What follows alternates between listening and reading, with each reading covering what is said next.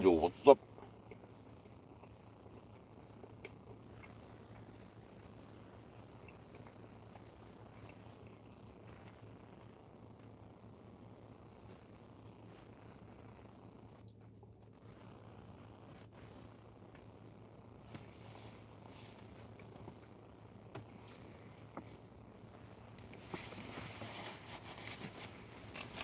So I'm about to resume. It was a long break.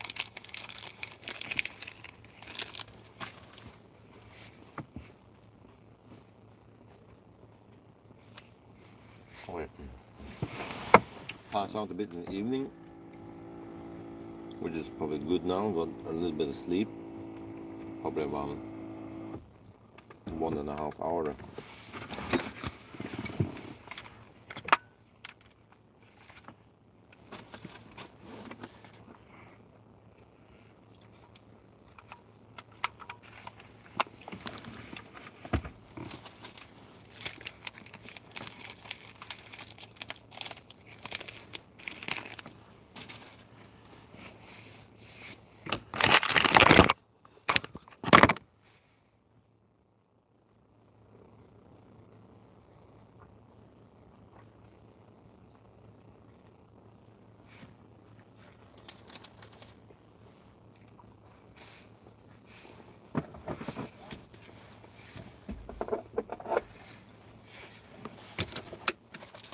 Getting get ready over there.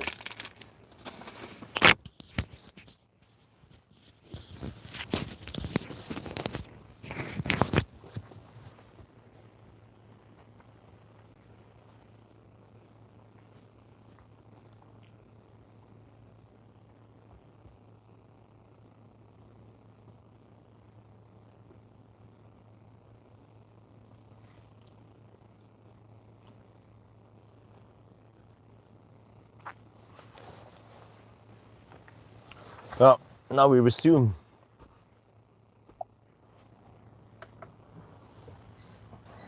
Oh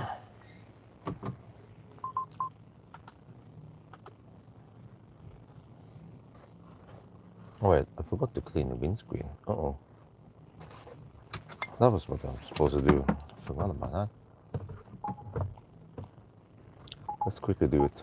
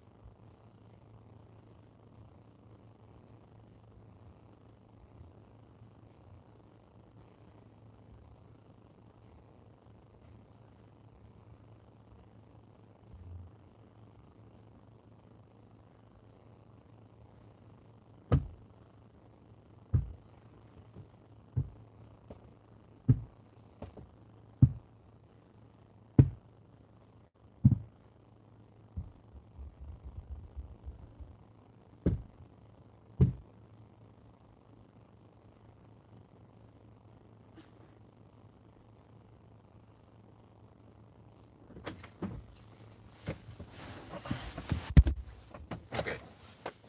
Start the APC a bit.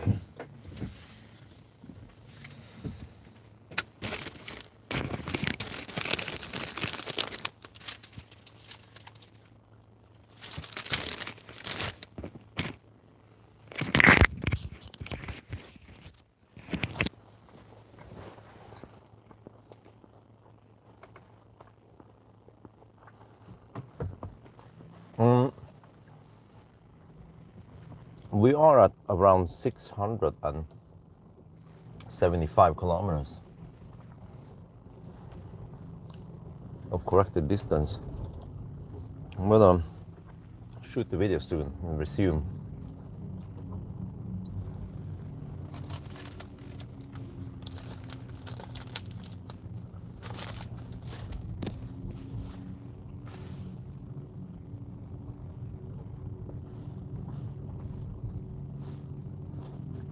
Holy crap, that ambient light is really bright.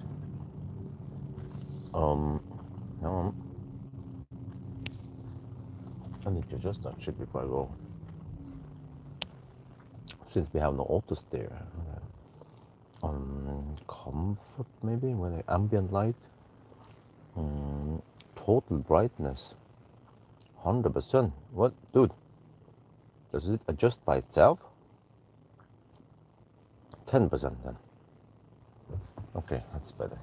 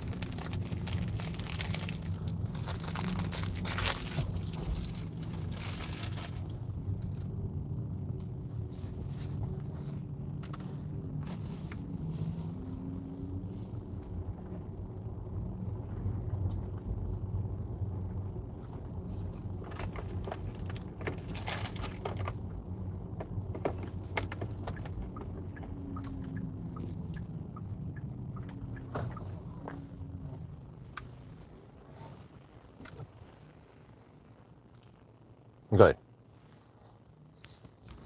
Yo, Pawel, my brother from another mother. Thank you for the tip.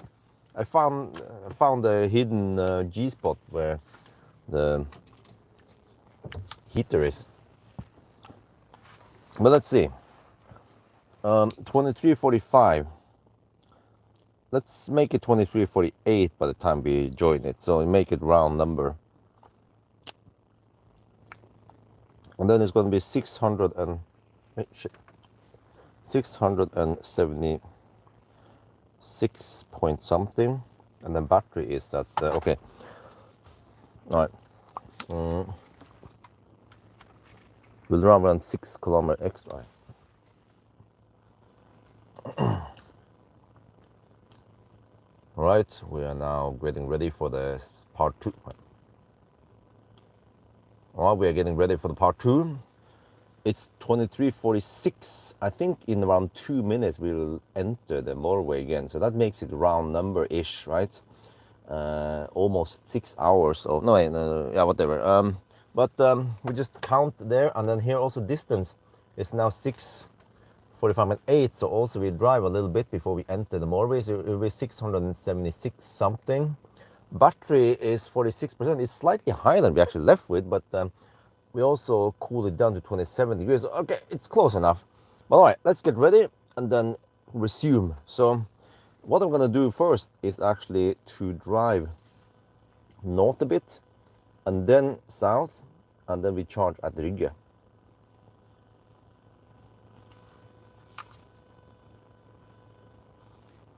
Okay, let's see. Have to get ready.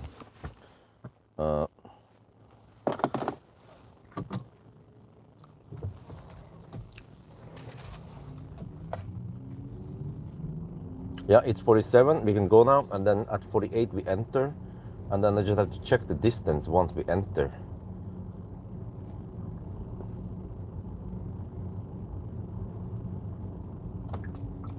So it was 4. Now it's almost midnight. Whoa, what the heck? Is there lots of traffic here? Really? Almost at midnight?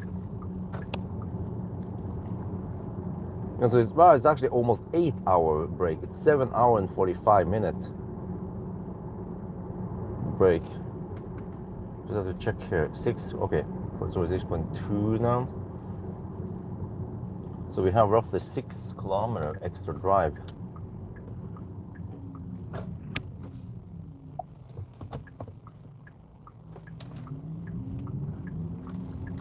Wait, why is the? Oh no, it's the vest. Yeah, I thought it was the electric sound.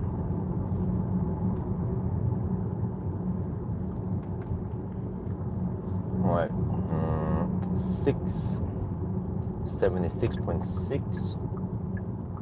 Yeah, just count it as there. 676.6. Okay, roughly there.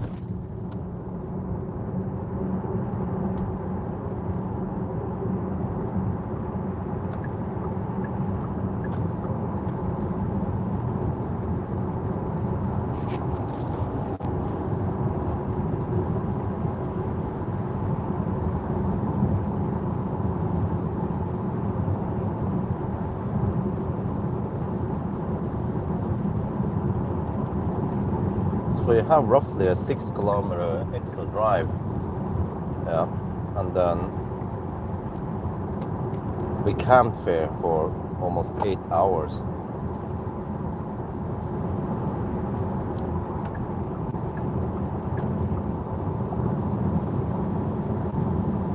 It seems like some people want to hammer it. Okay, wow, they're even going faster than me. So I'm not sure if they're Polizei or not. Possibly not, but the human who cares. Yeah, some guys are flashing and shit.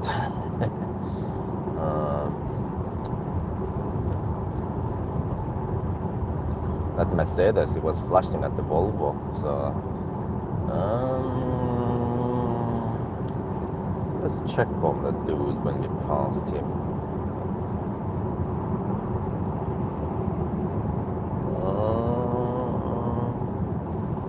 Possibly not.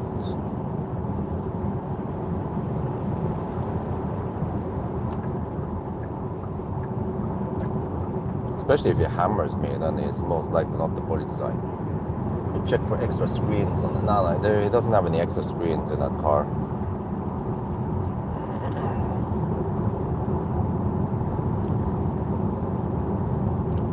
But yeah. Okay, sorry I was a bit busy, but now I can pay slight attention to the chat. Yeah.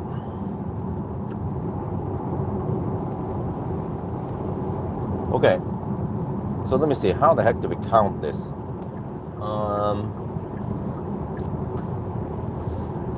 So we exited at 4 and now it's almost midnight, right? So 16 plus almost 8, wait, 16 plus yeah, so 7 hours and 45 minute deduction actually. Started actually with around 2% too much energy, but then we cool down the battery. We might have to preheat the battery slightly once we get closer, so it's close enough.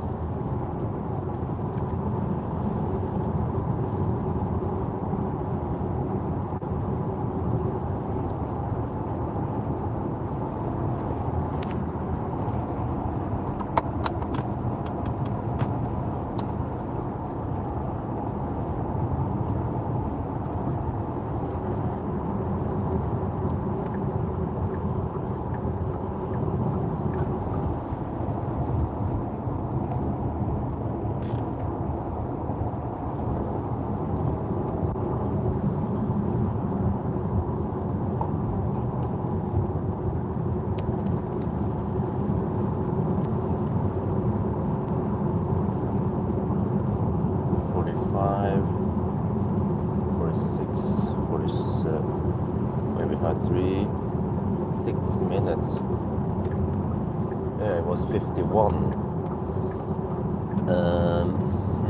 Let's see, it was 51.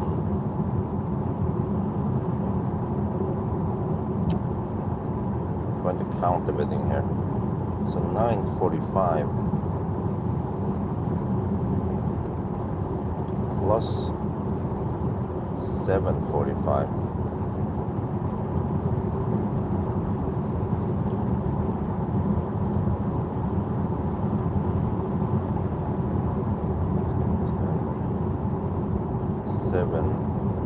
36. No, no, that's 17:36. Okay.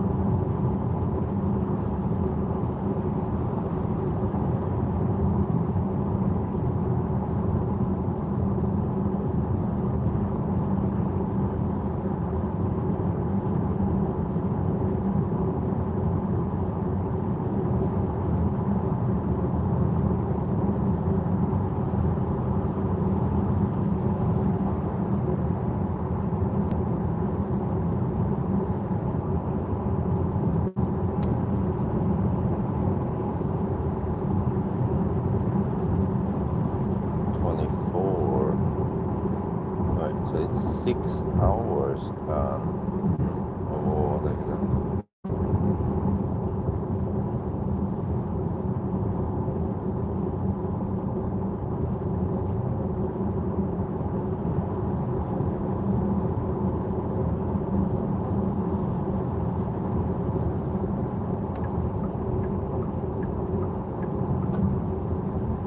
Wait, I totally forgot to take that north loop. I mean, I already said it in the video, but I forgot about it. Okay, I guess no big deal. I just have to drive past Rygge a bit and then turn around. Yeah.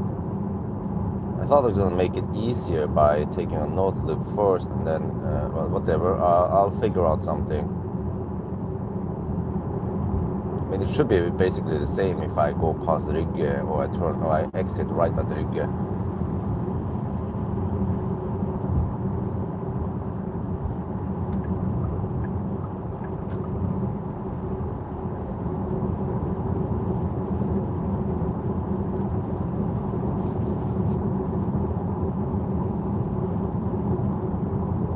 Let me see if I counted correctly, because I started at 9:45.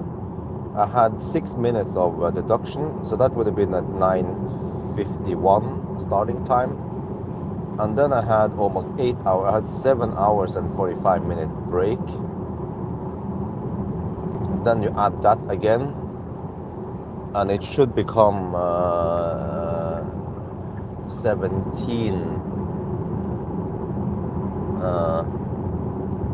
36 starting time, or we count the other way around, 6 hours and 24 minutes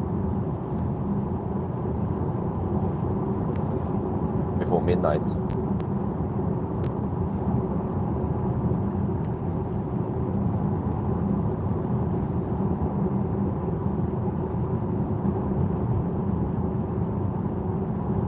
Then we can count the current time, which now is almost midnight.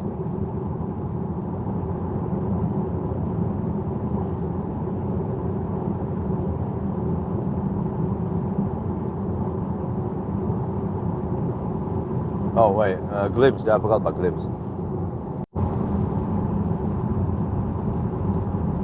Oh yeah. Yogurt donated 4.2 pounds. Power! Is that trying to be Clarkson? Thank you very much. Yeah, it was crazy traffic today. But seems like it has calmed down by now, almost midnight.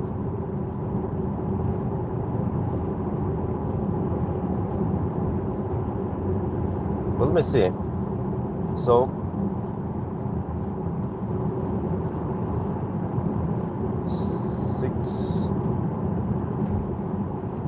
yeah, we are roughly at 6.5 hours. Actually, not even 6.5 hours. What was it again? 6:24. Wow.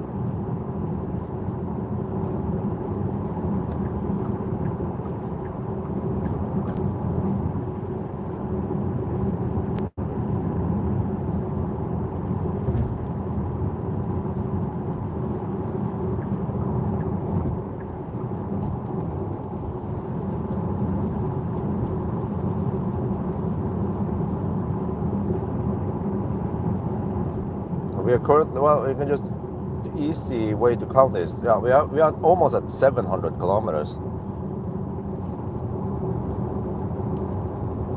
698, consumption is 268.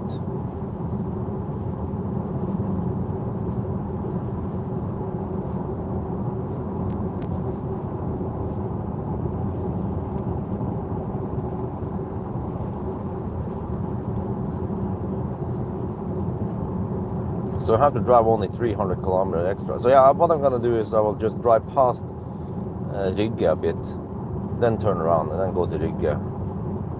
And then after I then I will actually just go north, and then eventually I will drive extra distance north of Jessheim to finish the challenge.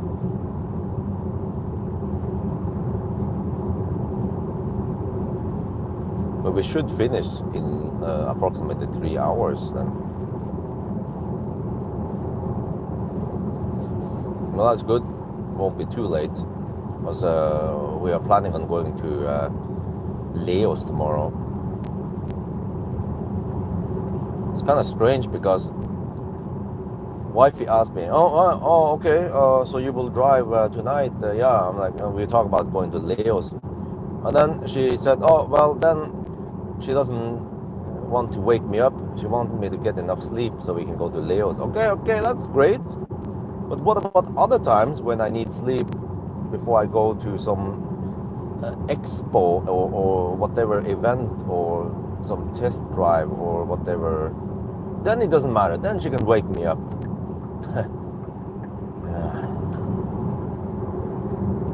Oh, Achtung, Polizei, don't 23.99 euros. Elon for president. Thank you very much. Was it like? Oh, I can like it. Oh, I can like the thing. Oh, nice. Can I like the other thing also? Yeah, okay. This is a super chat now. Thank you very much.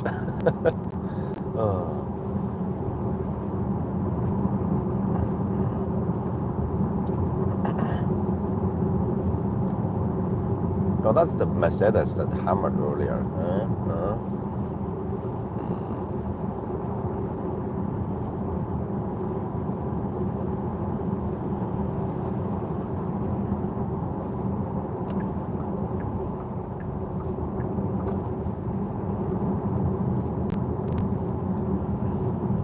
But yeah, so we are getting close to the 6.5 hour mark. The way you count is that you take the current time plus 6 hours and 24 minutes. And that is current 1 hour, 1,000 kilometer time. But yeah, we only have one more charging stop. We had 2 charging stops yesterday. Technically yesterday. 2 charging stops in the day run, and then 1 more charging stop now at night. And by the time we reach, oh shit. Well, that's kind of annoying that the navigation instruction keeps popping up over the trip meter.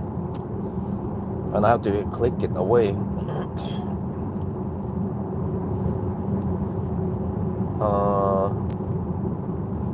Yeah, by the time you reach Rygge and plug it in there, let me see, we have 31 kilowatt hour left. So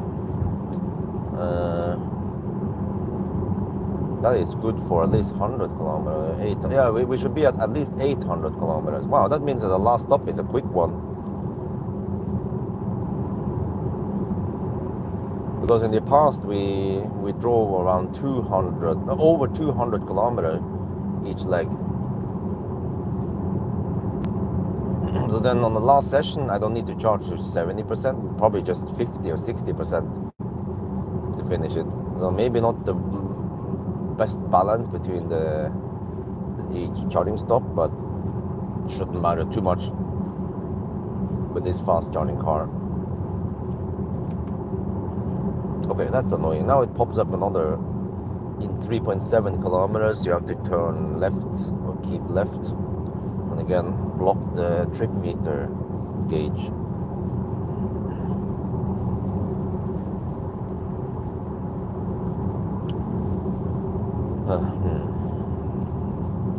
Oh, but we're still looking for going to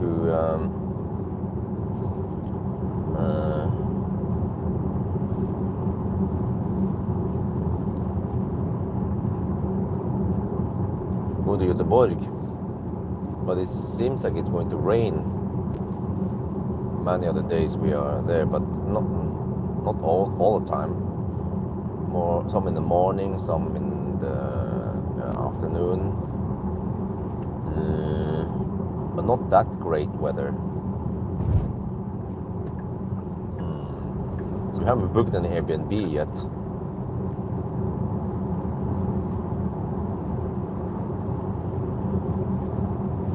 But maybe we should go for it. Just try to not spend way too much money on that trip, since I want to buy stuff for the house soon.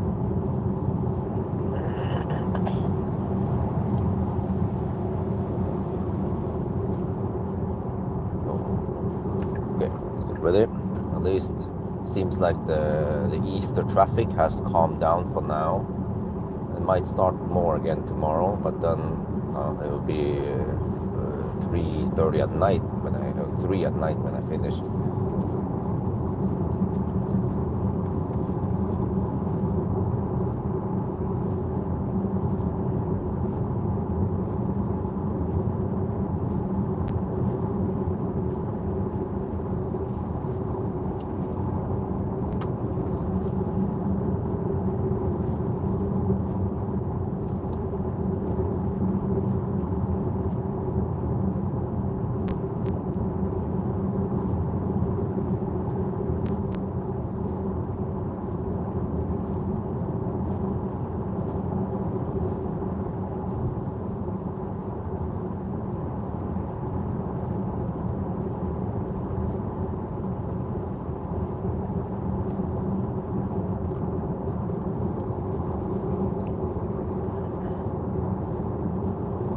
Wait, there's no light here. What?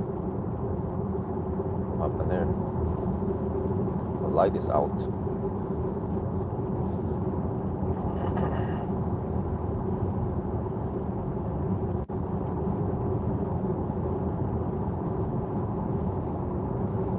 Okay, just have to make sure I get enough distance, because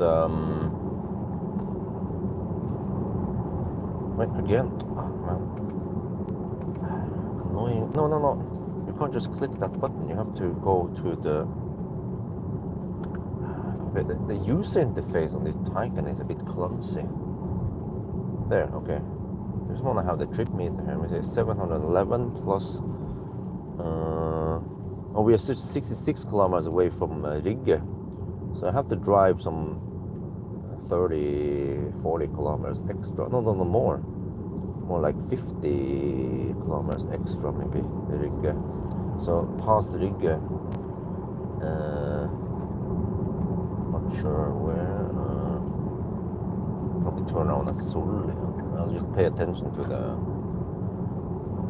the estimations. It's very good that it estimates percent and it's displayed on the screen. I love that feature, at least.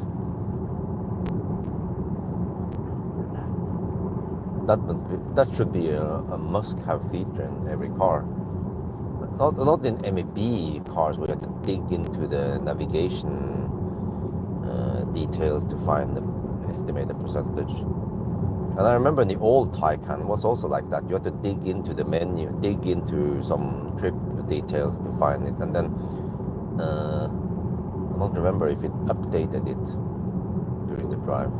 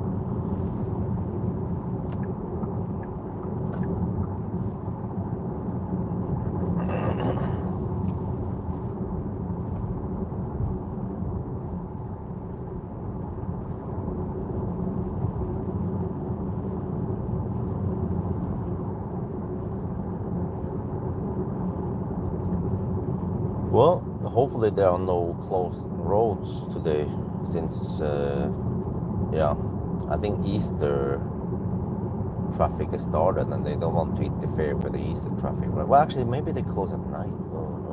Yeah. But it's Friday night, so it should be during the weekend time now. Yeah. So in the future or this summer, hopefully, I can do this full length Friday night challenge.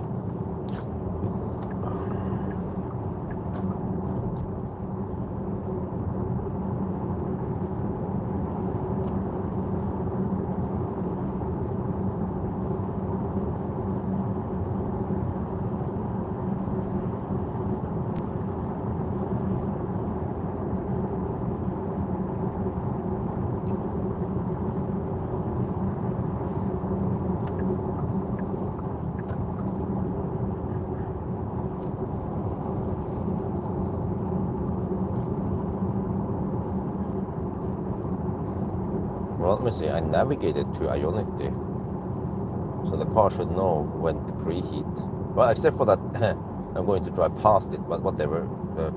Once it preheats, and it keeps the battery temp high enough, even if I drive past it. Some systems will start cooling down, well, actually start scavenging the battery, like Korean cars and also Tesla. And then it becomes kind of cumbersome if you do that kind of drive like I do, to keep the heat up there. Or you might have to reheat it. Reheat your food, reheat your battery.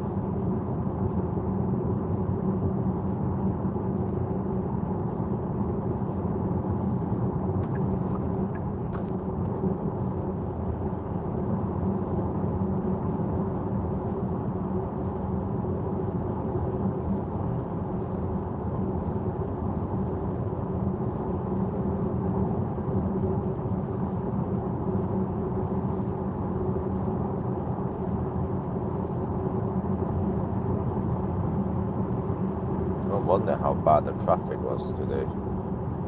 I was home in the afternoon anyway, busy with the kids as usual. It's a never-ending story. Every afternoon. Yeah, well, Isabel wanted sushi, so I went for sushi first. And I was home around 5. And then feeding time, and then shower time, and then bedtime.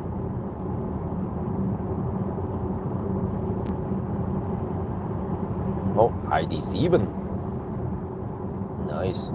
That's what it looked like at night, huh? There's a logo in the back and the front. And also, okay, that's GTX. Recognize the GTX look. Well, it's a nice looking car, the ID7. Even at night. I'd say it looks better than the Juniper at night.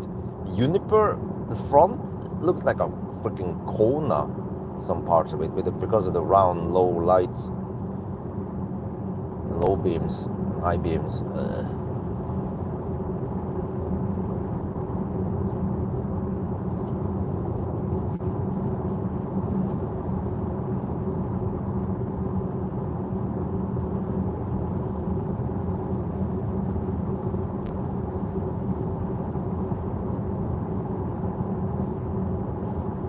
Well, I'm surprised that there's still so much traffic now, almost at midnight. But I bet some people decide to drive at night, night instead.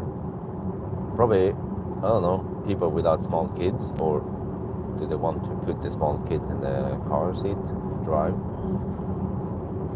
To avoid traffic, maybe.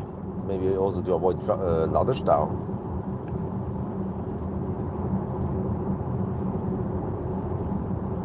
Just wonder how busy Leos will be tomorrow.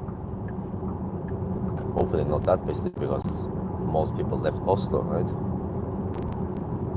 It's like during summer vacation, Oslo becomes quite calm. There's almost no morning stau or afternoon stau. All the office rats are out of town for 2 months, almost.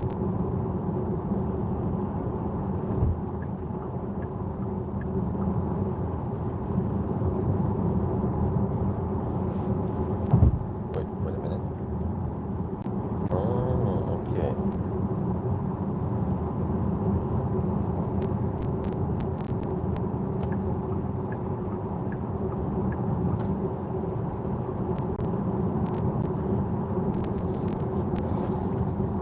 Oh, yeah, is Pawel still here? Do you miss your Porsche? I know you sold it not long time ago, or actually maybe it was a while ago. Now you're back to the Tesla.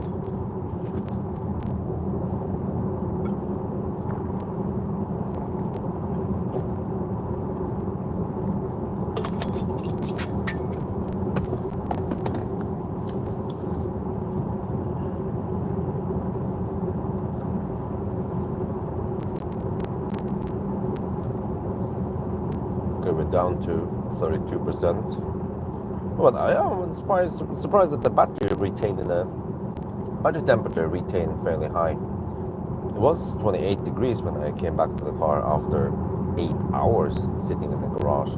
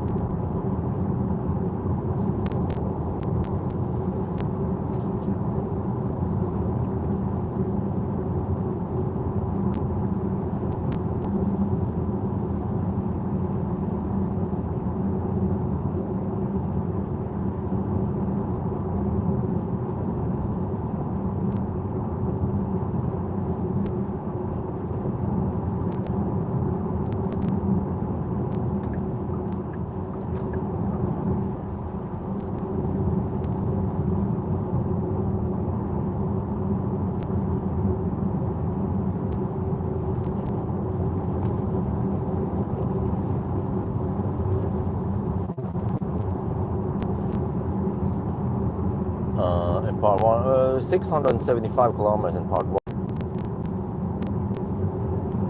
We're currently at 726 now. So,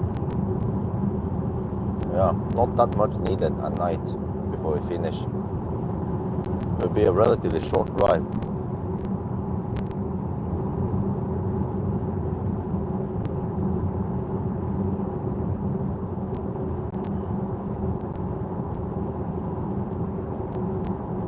And only one charging stop before we are done. The UN.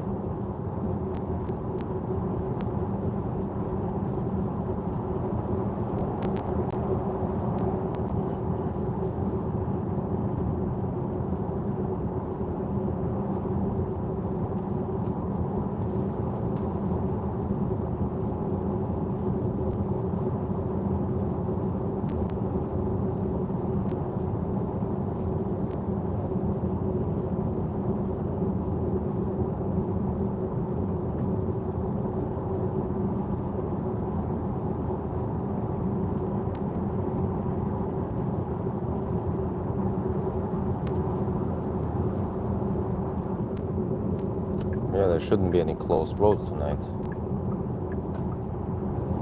Or detours, closed tunnels.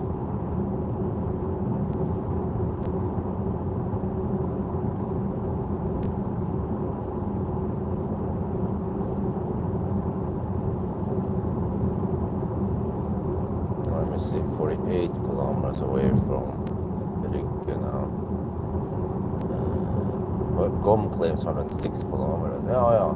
Consumption is lower via Oslo, but the crazy thing is that it doesn't go down that much when we go slower. Mainly because the tires are so thirsty. So yeah, the rolling resistance just eats up juice almost regardless of how fast or slow you're driving.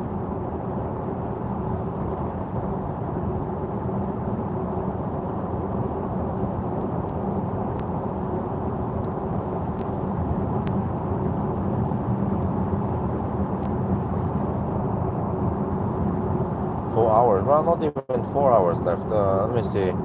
We passed the 6.5 hour mark, and we should have 3 hours left, right? Roughly.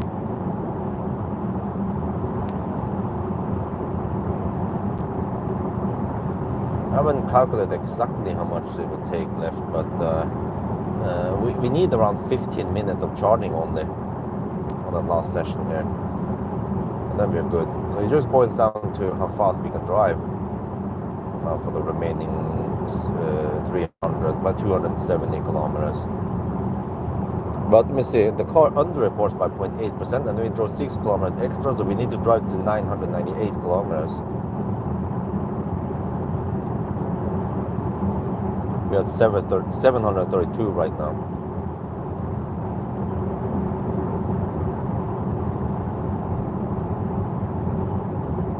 So it should be a 9.5 hour run. Quite quick for legacy automaker with fat tires.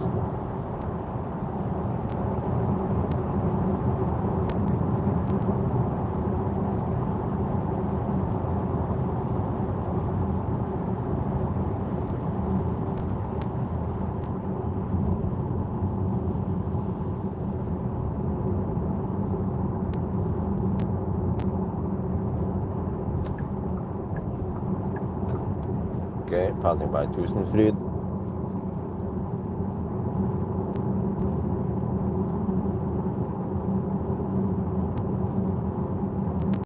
It translates to 1,000 joy.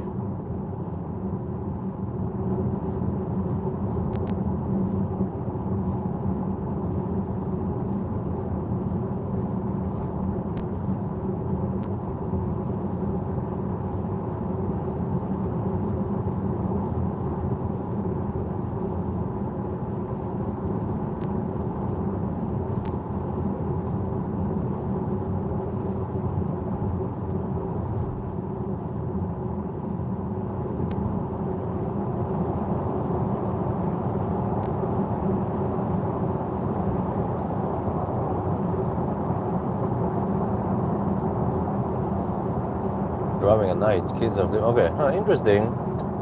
Because wait. Yeah, but how small are the kids then? Because I had that idea that we could drive at night, get some distance done at night, and if the kids they are ready for sleep, then they could sleep in the car, right? But then how comfortable is it to sleep in the car seat compared to the bed? Well, that part I don't know, but I was thinking maybe we can get, let's say, 4 to 6 hours done that night, and that could be maybe harder to do in the daytime when they are awake, because then they are expected to play and not sit around too long.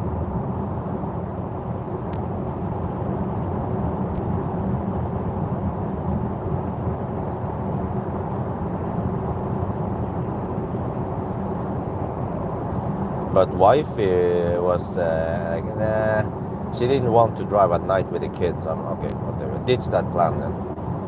But I still think it would be a great opportunity to get some driving done that would otherwise be quite hard to do in the daytime. If you want to go somewhere like, I don't know, Bled might be a long way, but Frankfurt, Berlin. Now, if you want to go somewhere this summer, we are thinking about Lübeck, maybe, which is very north in Germany. 7 to 10 years. Ah, okay. But the thing is that as long as they can sit comfortably, let's say if you just happen to have a minivan or something like a Denza or an Xpeng X9, and they can sit like business class, then no problem, right? Then the quality of sleep should be quite high. But if they sit kind of uncomfortable in the back seat and the heads are just dangling around, then maybe they become grumpy the next day. We don't want that.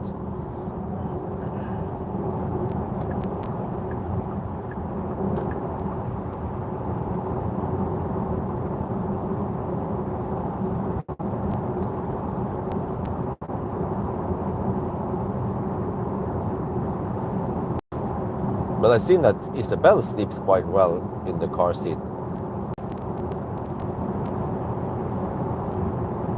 She could easily sleep for 2 hours in there. I have to wake her up so she doesn't sleep too long in midday.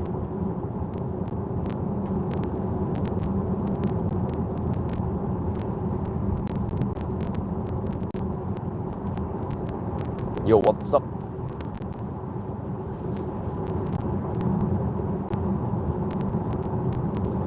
Alright, finally hit the 100 zone.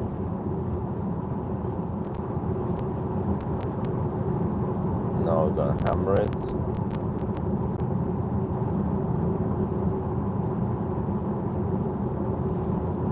So we are 35 kilometers away. Oh, the remaining distance is a bit far away on the screen here. I have to poke over all the way to the right to see it.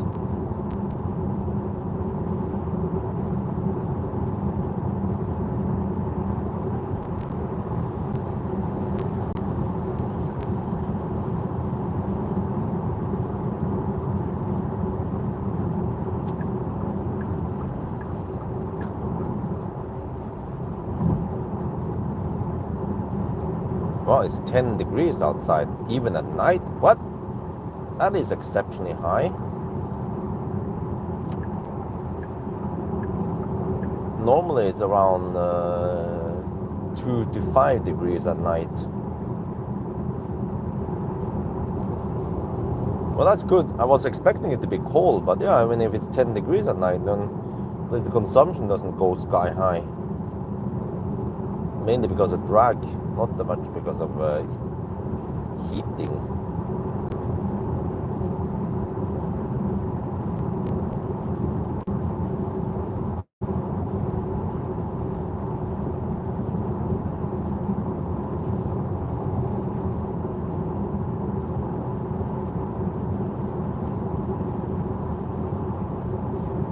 But yeah, what?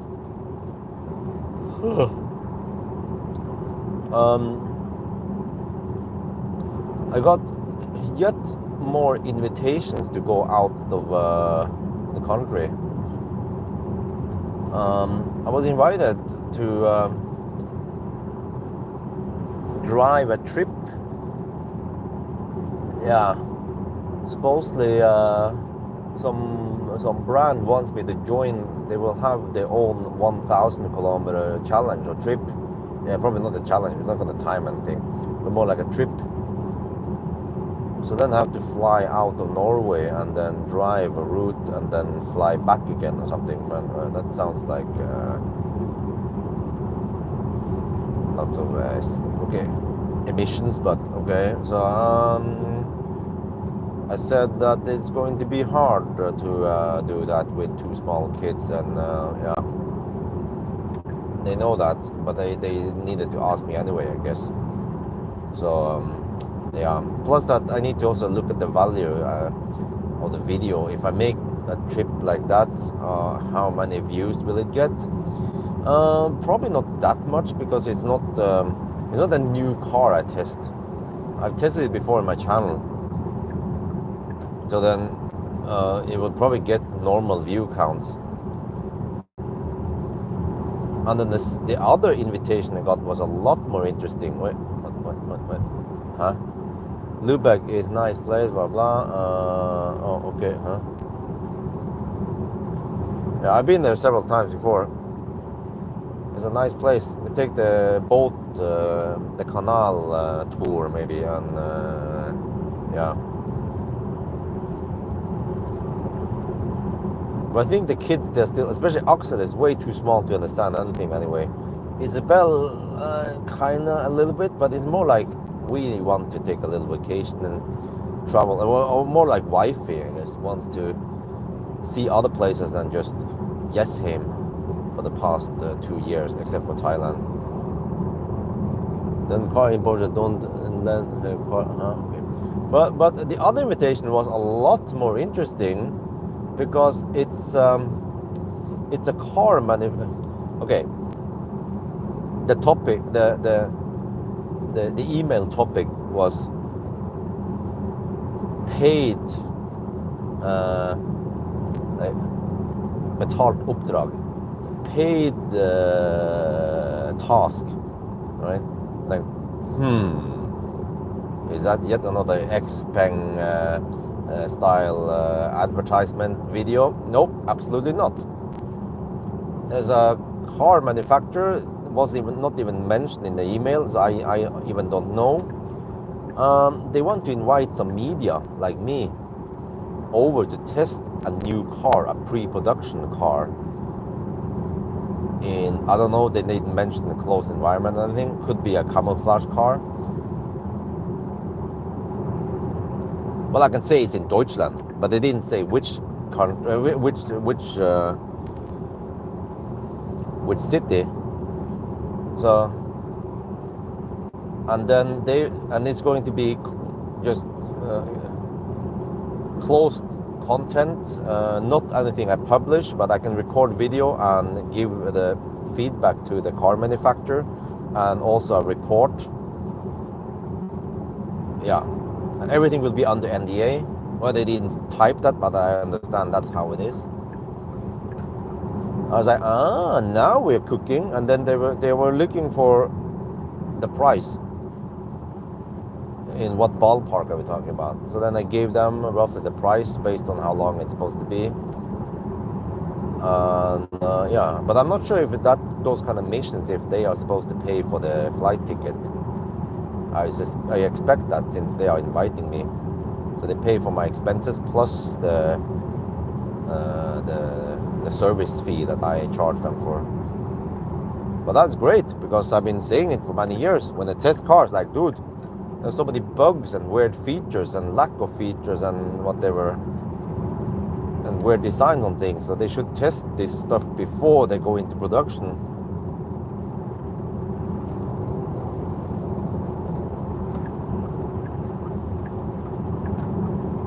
So that I'm personally interested in that, to see how it works, and also whether my feedback actually gets in the final product or not.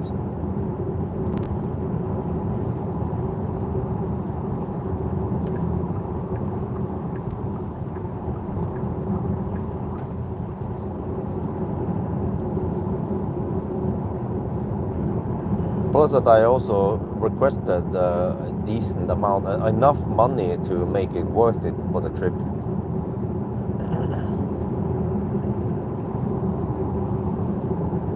So we just have to see what they say. And then, but also then I haven't figured out, if they say it's okay, then what the heck do I do with the whole babysitting situation? I need to hire some, yeah, that's also another thing. I need to charge high enough, because I need to also, that money will also be spent for hiring a babysitter.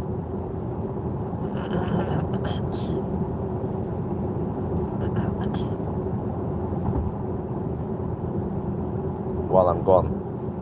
unless I bring them with me. But then, not sure if that's gonna solve the problem, because then I have to pay for the flight tickets for the whole family and hotel room maybe. And but then in the daytime, there's still well, because wifey asked, well, but in the daytime, can you bring Isabel with you? I'm like, most likely not. It will be some camouflage car in maybe a closed track, or we'll be out in the public in the camouflage cars, and they might not have Isofix or anything safety, or I mean, well, they should have, right? But probably not. Probably not want to have me bring my kid there, my 3-year-old there, to do the test drive. So it's best if they stay home. But in this situation, yes, it would be nice to have Maya here this summer, because I keep getting invites to places. I had to decline a trip to Amsterdam and some other trips that could have been nice. Yeah, was invited to Seeker 7X test drive. I think it was in Portugal. I'm like, unfortunately, I cannot join. So that was a bummer. That could have been good view count income.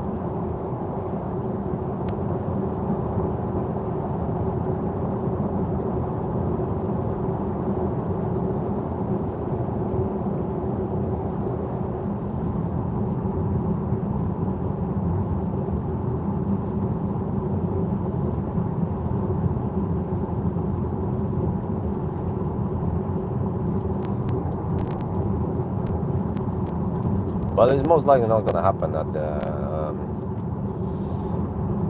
that Maya comes here this summer, unfortunately.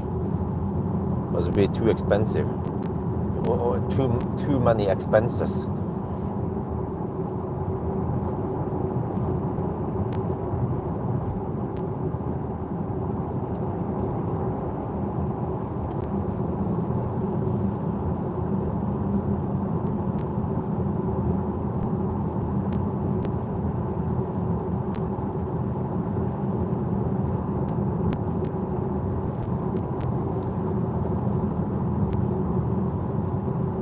Seeker X, what you mean Seeker 7X, right? Portugal. Yeah, I remember I was invited there, test drive, but I was like, it's far, just to do a test drive. But it would probably be worth it. But it would be the best would be if they took that test drive in Norway instead, the capital of EVs. But that didn't happen, of course. So I had to wait until it comes to Norway before I can test it. But also, I was invited to Shanghai. That would have been super interesting.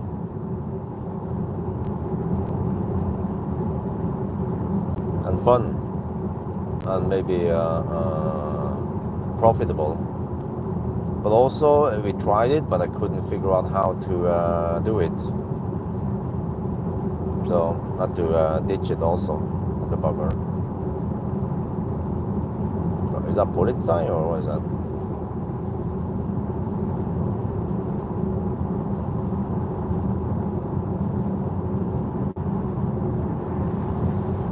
Yeah, Polizei. Hammering it. Well, it's not really hammering it. It's a 100 zone, and it seems like it's going at around 150, 140, 150 only. It's not that urgent. If it's urgent, I've seen they hammer at almost 200 kilometers per hour, at least according to my estimation, how fast they pass me.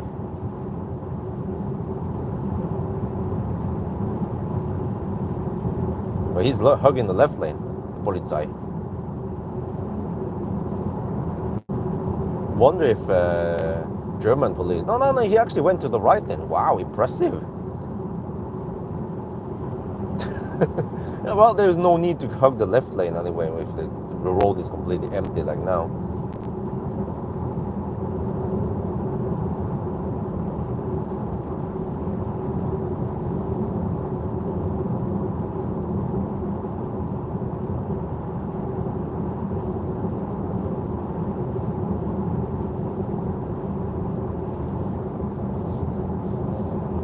Okay, we're down to 21%.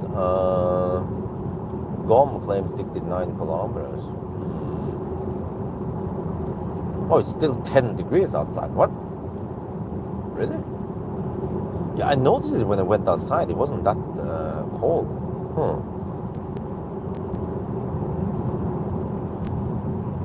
This is good for night test and night driving. It doesn't get too cold. I remember when I did the F-150 1,000 kilometer challenge. Oh man, when it was minus 5 degrees outside, the consumption went through the roof. 500 watt hour per kilometer.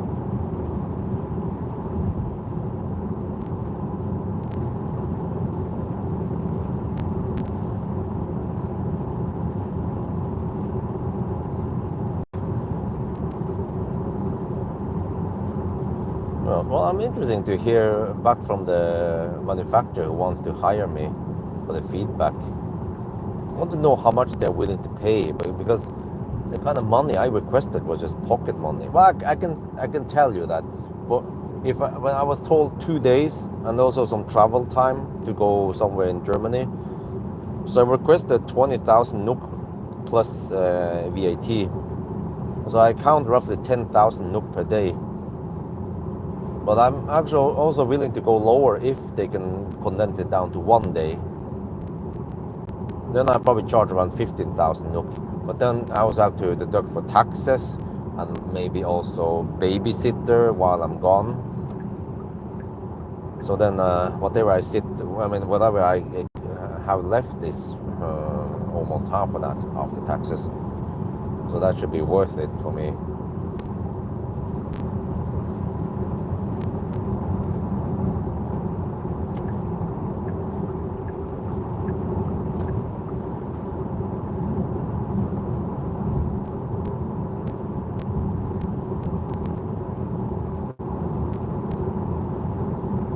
But that kind of content, I'm actually interested in. If I can help car manufacturers with, of course, useful feedback, not just some like charge port should be on the left side. Well, actually, I still believe that is a good feature to have the DC charge port on the left side. If we all try to standardize it, makes it better for everyone. But okay, I understand I have some strong opinions about things that I might not want to push to all the cars out there, but for example, yeah, like the things like estimated percent at arrival, always visible on the navigation screen. That is a very nice feature. You shouldn't have to dig into the menu to find it, and stuff like that might not be obvious for car manufacturers to implement. And also that you can see battery percentage always in the main screen, but it doesn't have to take up 1/3 of the screen like it tends to do here.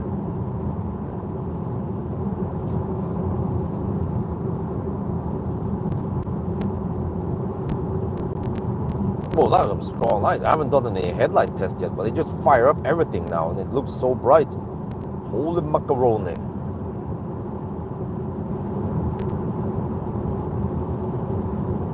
High beams are on. Wait, can I pull it away from me? Right there, now it's low beam, okay.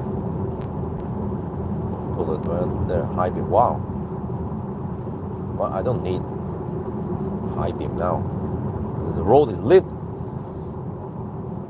How many hours per day? They didn't say, but I suspect maybe an 8-hour day, right? I don't expect like 8 in the morning until 8 in the evening run or 12-hour day. They probably have some standards, some limits. But I'm willing to work hard just for 1 to 2 days. I mean, if I don't have any families to take care of, why not? I'm available for them.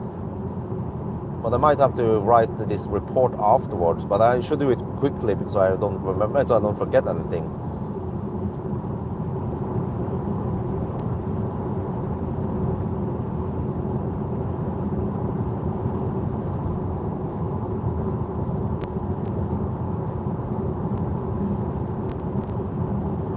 And of course, 20,000 NOK, well, plus VAT and let's say expenses. Let's say everything might cost 30k or less than 3,000 euros for the car manufacturer. That's just pocket money. Oh, if I was some kind of,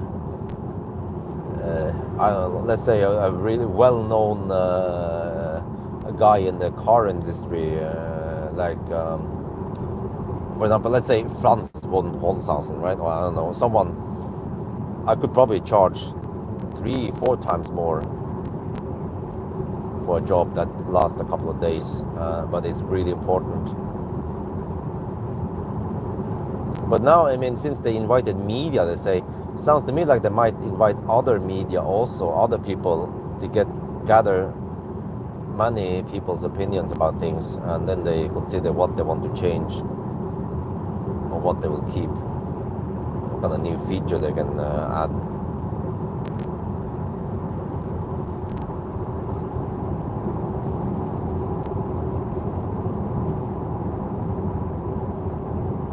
Thir 13-hour days will be permitted, okay.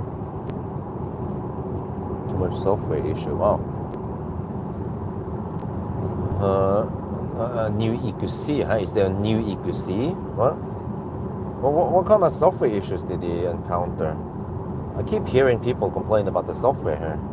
Well, at least I haven't seen any crazy bugs or anything like that.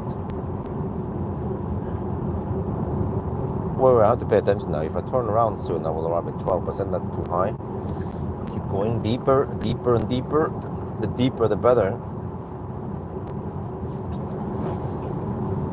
We got 780 kilometers now.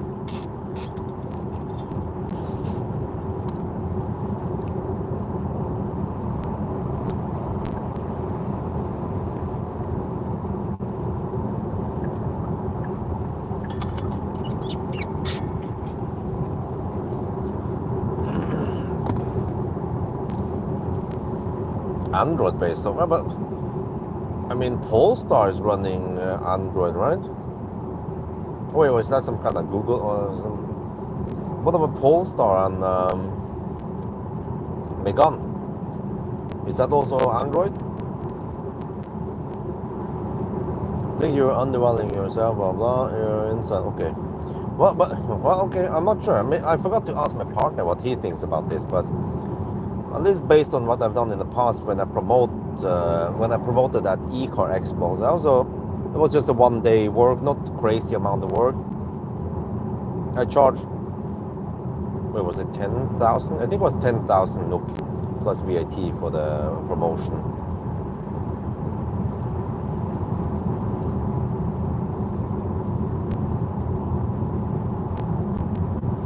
But I know roughly what I'm looking for. For example, speed in the instrument cluster is, if there's an instrument cluster, speed should be visible digitally always, or you can have the option to choose to not show it, but it should always show it because it's easy to read. Battery percentage, yes. Power limit needs to be visible. Regen limit. Showing battery temperature is actually a nice bonus. Like this Taycan shows it, it's so nice, but it also needs to show something else more, like this arc here, and the bracket that the optimal temperature for fast charging, for example. But then that becomes okay. But a trip meter, a proper trip meter with at least distance and consumption, and then maybe some speed and time, also very useful.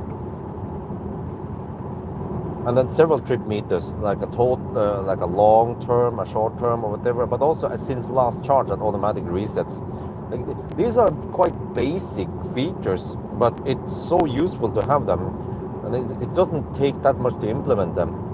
But then also the percent at arrival, really nice. But they need to make it more advanced than just take the VLTP ray minus whatever, right? Like Neo did all days. That's really basic, but it should show the percentage also, not like Neo did initially, to show how many kilometers of range you will arrive with. but also the way navigation works, and how you should be able to click on things, and that the orientation button should be easy visible, not so you'd have to dig into some settings to find out how to change orientation.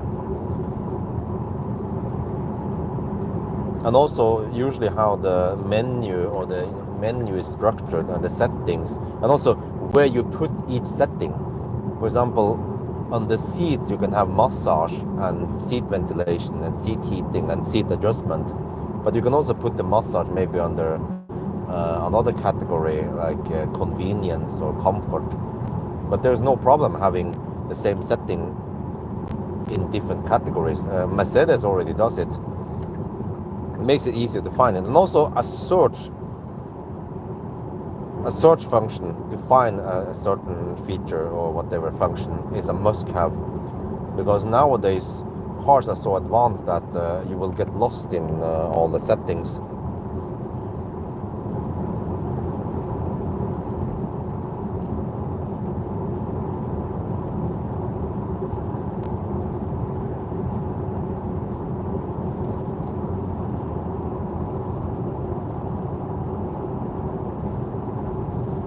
Uh-oh.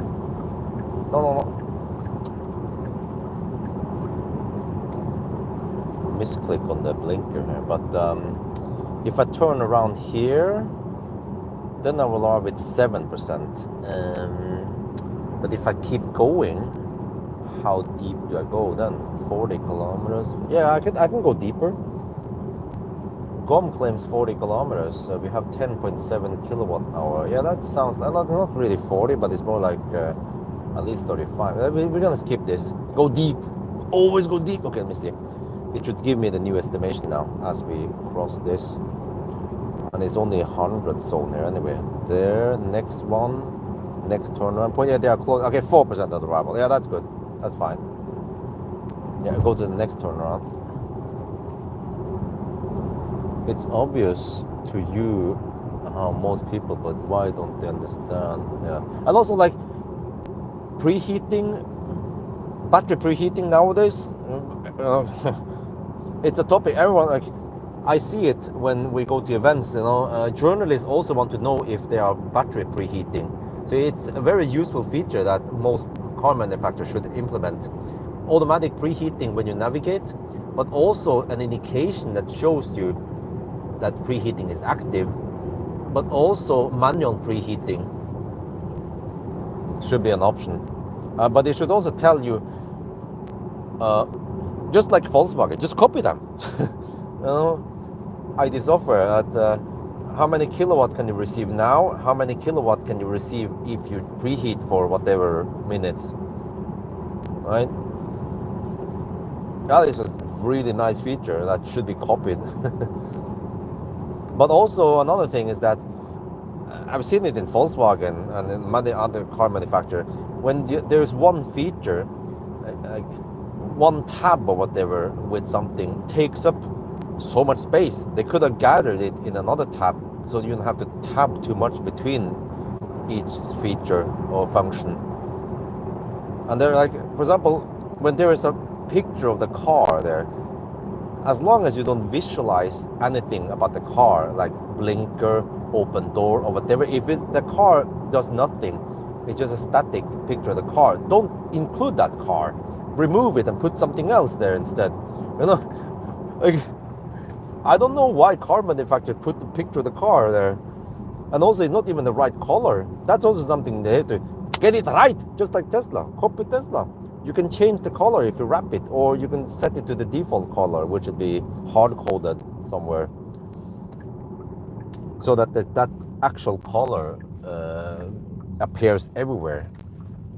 Usually when you have a little car icon where it shows that you're blinking and opening a door, So, yeah, where am I supposed to go now?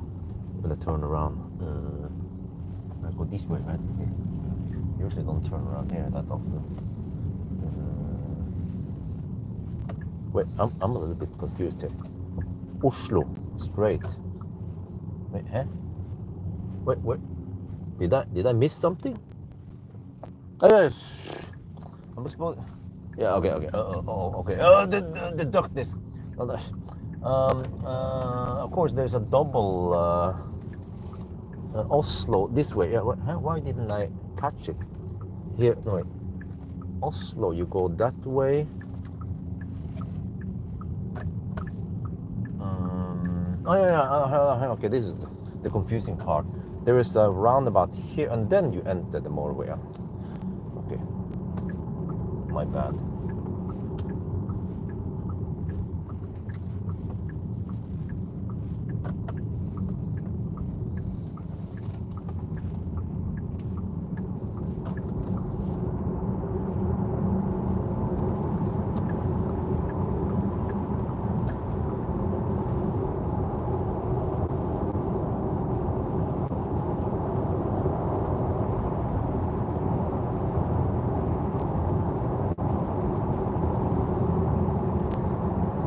And what else is it?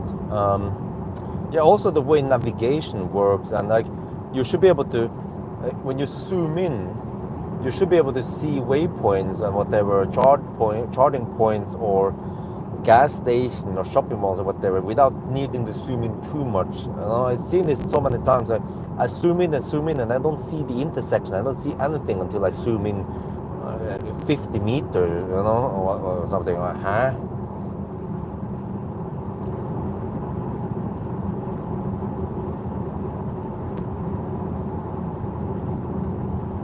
But man, if I get that mission and I do the whole test drive, there'll be a long list of suggested changes. They'll be like, do we implement all this, or how much do we implement?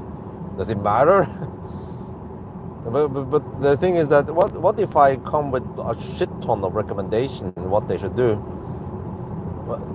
Who do they confront then, or consult whether they should do this or not?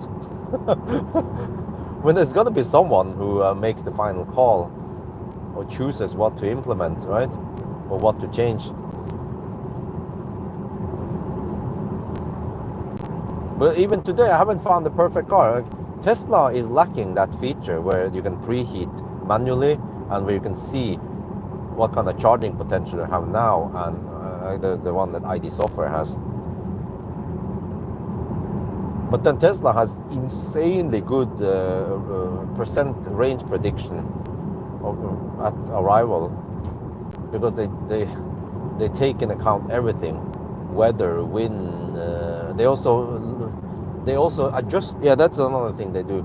They adjust the estimate quite quickly once you start driving. Like even when you hook on a trailer, it will estimate quite quickly how it is going to be. But then most other car manufacturers I've seen, they don't adapt. They will come with an estimation, and then you will slowly change, or like if you pull a trailer, right, it will then just consume more than it expected, and it doesn't feed back what it actually consumes.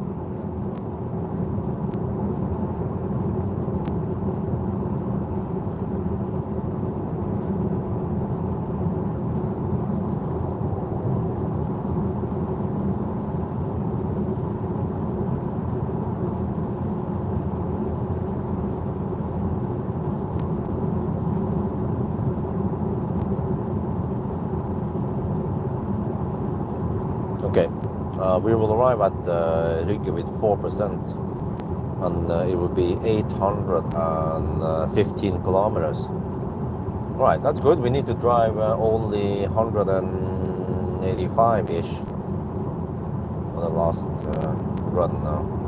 Boy, that means I have to hurry, because we have to charge to around 60% only.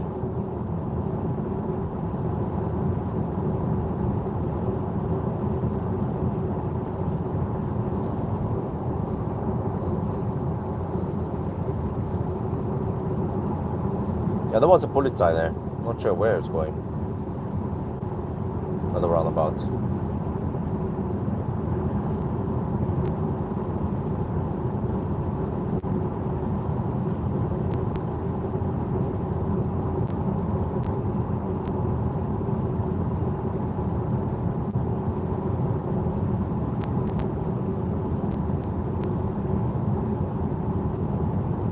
So just a quick shot now and then go inside the gas station. I'm not sure if I have time to grab any food. Do I need any food? I'm not that hungry yet. Maybe I'll grab some buns or something, right? And then out. And then around 15 minutes total charging time. And then we go for the finish. And then as for time now, we are at 7, wait, what was it again? 6:42 before, almost at the 7.5 hour mark. Yeah.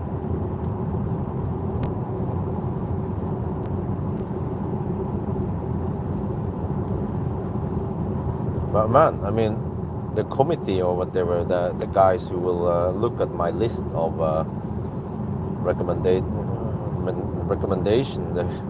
it's like looking at a GitHub commit, long commit, and you have to figure out, you have to review all this, whether you want to push it or not.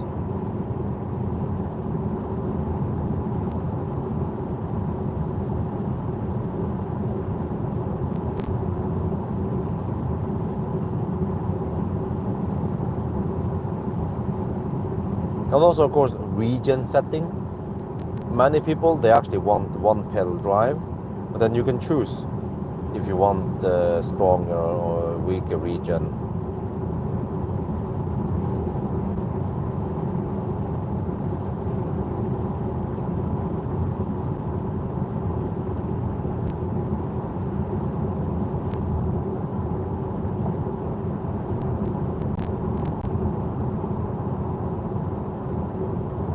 Okay, 27 degrees in the battery. Well, you know, this time, since we don't charge that high, then I think there is no danger of overheating the battery. Might just run the heater while we are charging. Well, but it's 10.5 degrees outside. What? It's not that cold. I usually assume it's less than 5 degrees at night.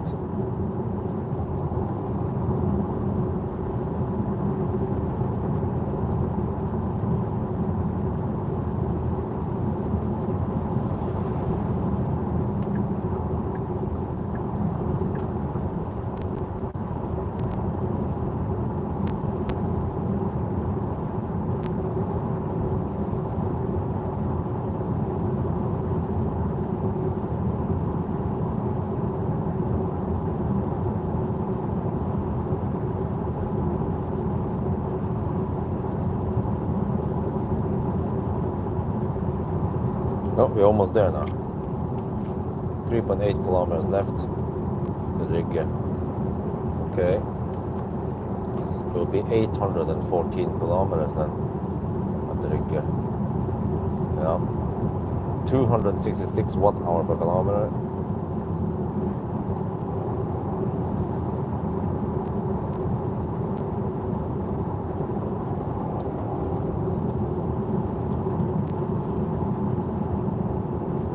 There's an Ioniq 5, quite common in Norway.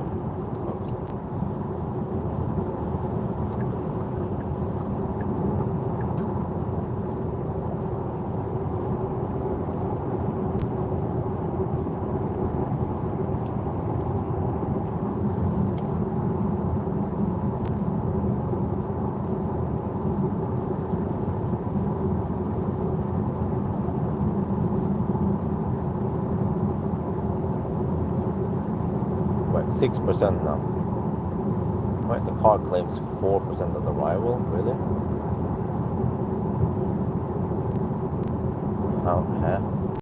How is that supposed to happen? Seems like estimations look very good. When we have, okay, they're 5% now. Okay, but there's no way I'm gonna spend 1 extra percent just to roll into the charger.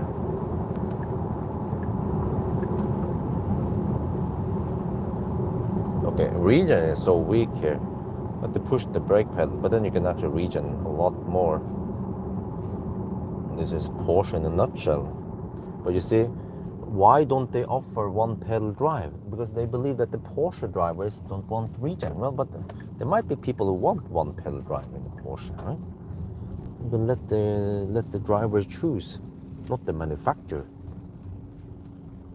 Okay, let me see. Charge port is not so. We can go this way. And then down to take this charger. All right.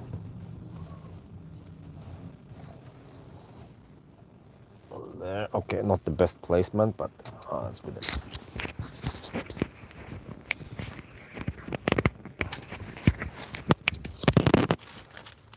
All right, we see. Stats 814.2 kilometers, 5% at arrival, 28 degrees in the battery. Pretty good.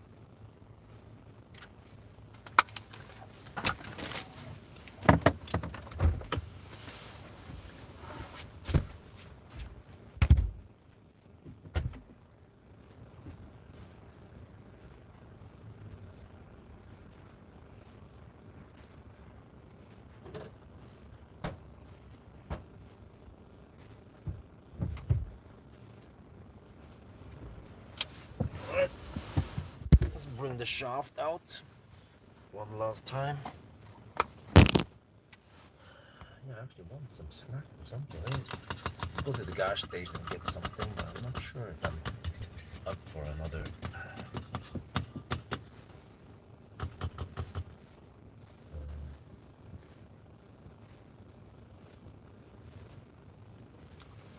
Hot dog.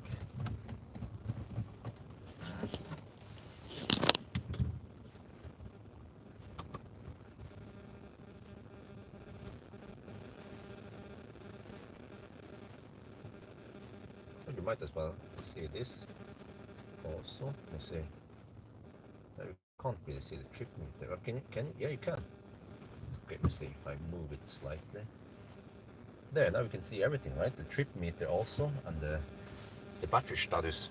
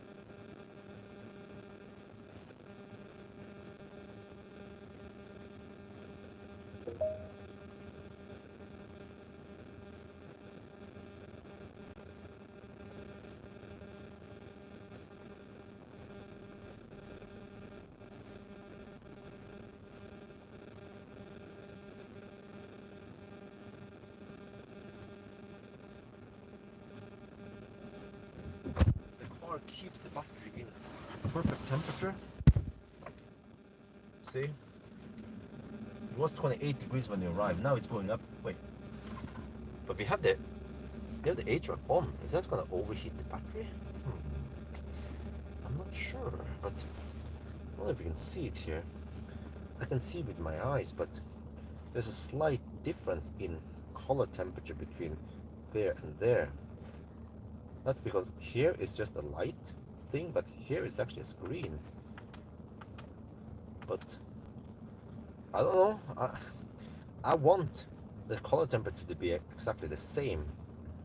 But okay, this is nitpicking. Okay, anyway, what's it gonna turn? Oh shit. Okay, let's go. Restroom break.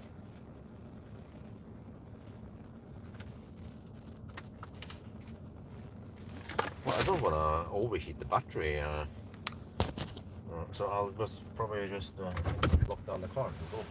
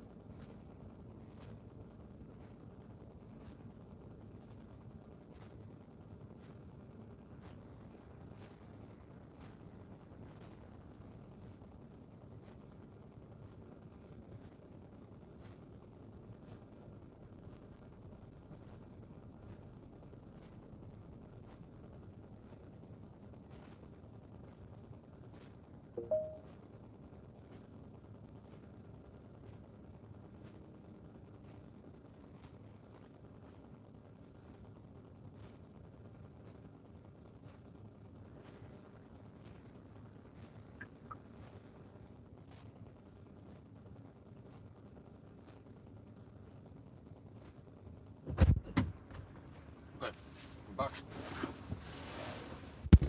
But they did keep the heater on, or what the heck is going on here?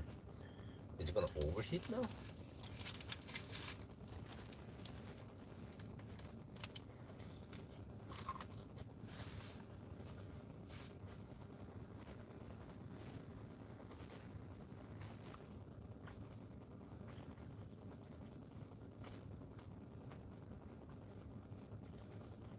Right, so um, I still need to drive 185 kilometers. If you go straight home, that's only 100 kilometers. So I can go take the north loop around Houston, or I can drive south. Um, what do you guys think? The remaining 80 kilometers.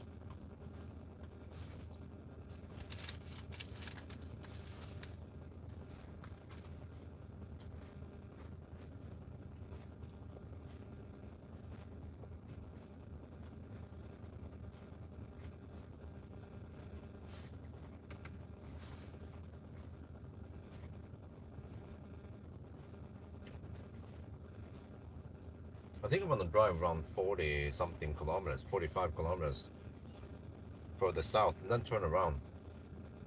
Actually, I think that would be right at Schweinsund. Svinesundparken, then turn around.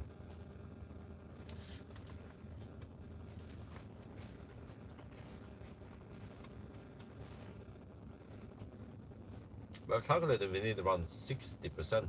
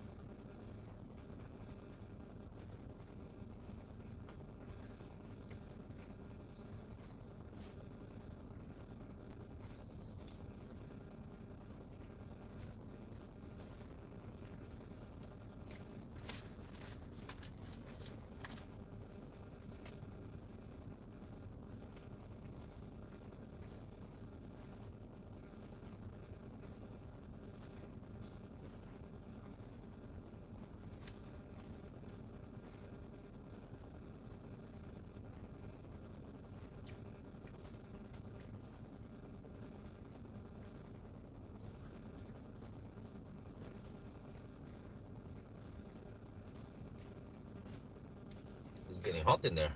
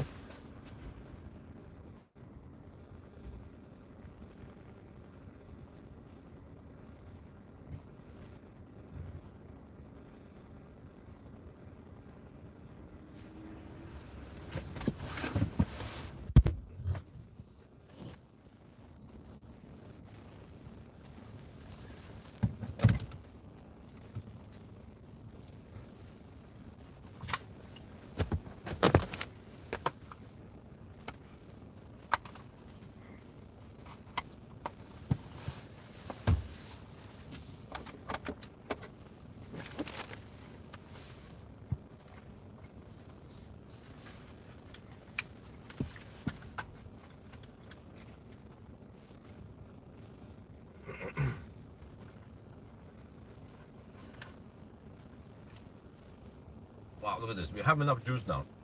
Still at 61%, we're taking 184 kilowatt, and the battery is 56 degrees.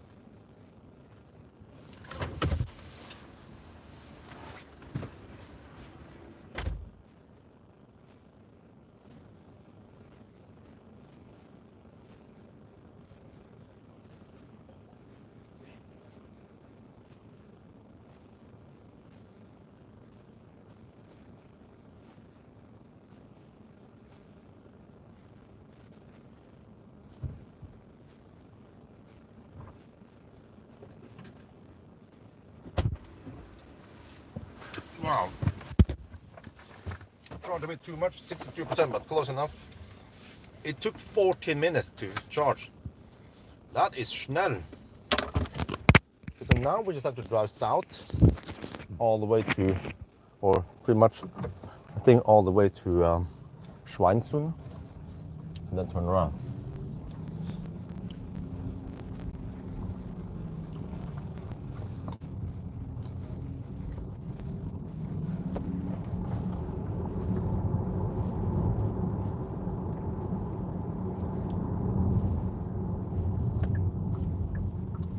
But yeah, I don't want to drive too much in the north loop because I feel like we've gone a lot back and forth there today.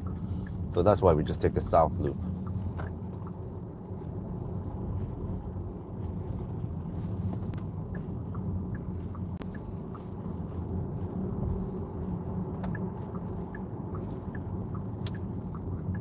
It's slightly repetitive to come here again, but whatever. Probably no big deal. Ooh, we have full power! Oh yeah. I have 56 kilowatt hour left, so that's good for at least 200 kilometers. GOM claims 220 kilometers.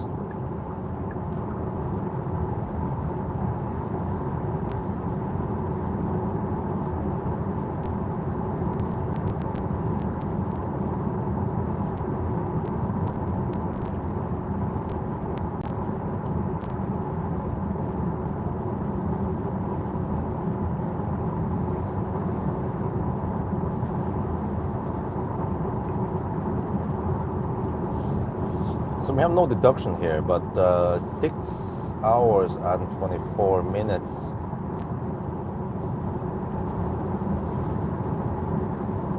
Boy, so we're getting close to the 8-hour mark soon. Wow. Really? It's a schnell run.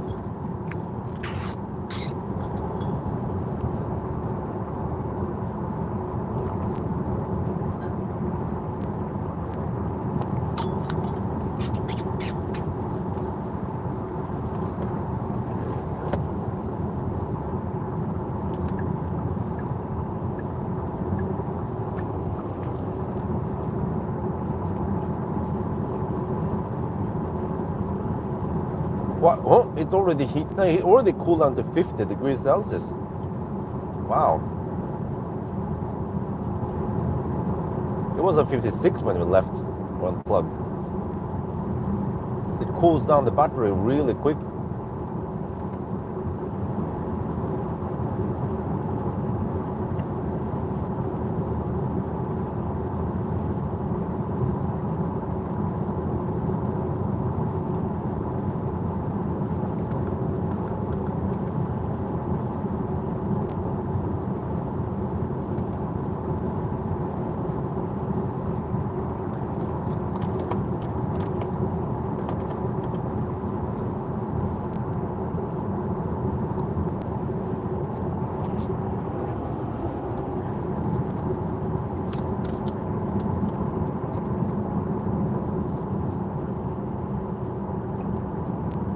This is it, the final run. I noticed something here.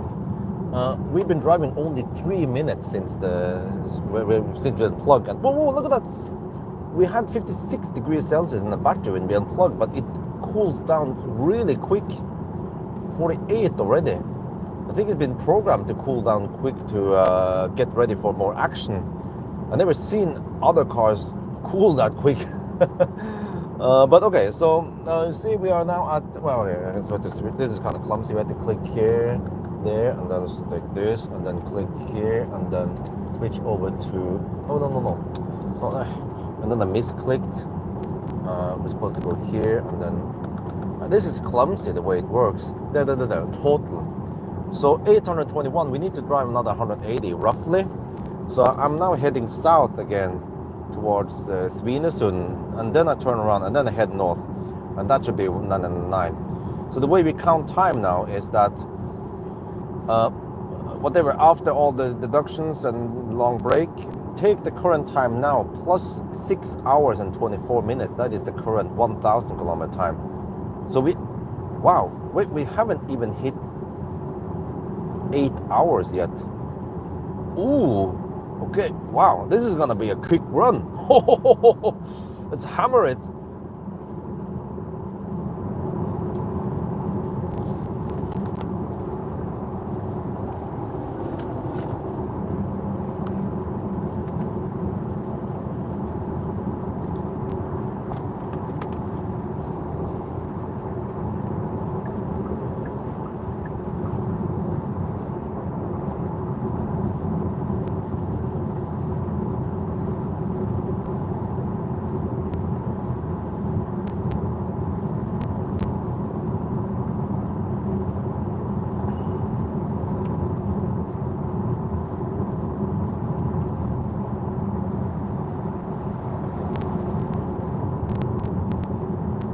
Huh?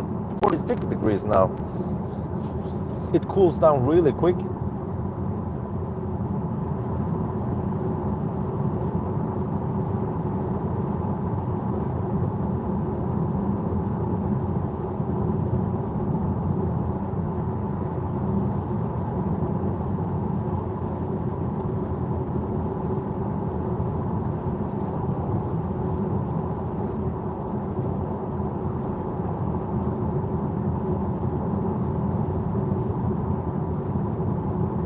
Okay, I love to look at the navigation and compare the navigation distance versus the 1,000 kilometer. So 8. Well, I forgot to mention the yeah.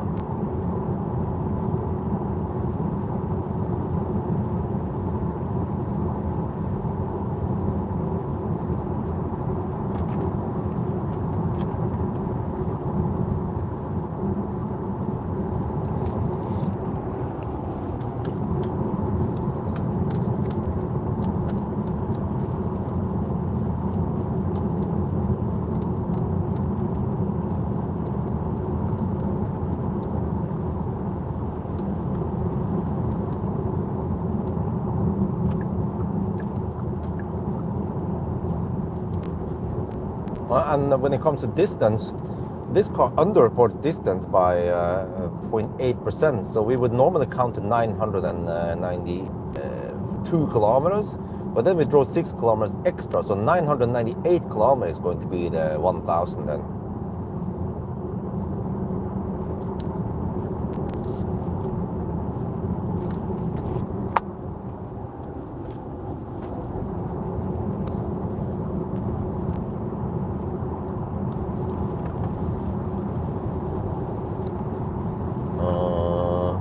Do you have air suspension? Yes.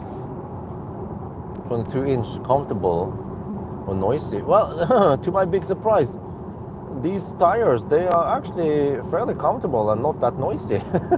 For 22-inch, that is. And 295 tires.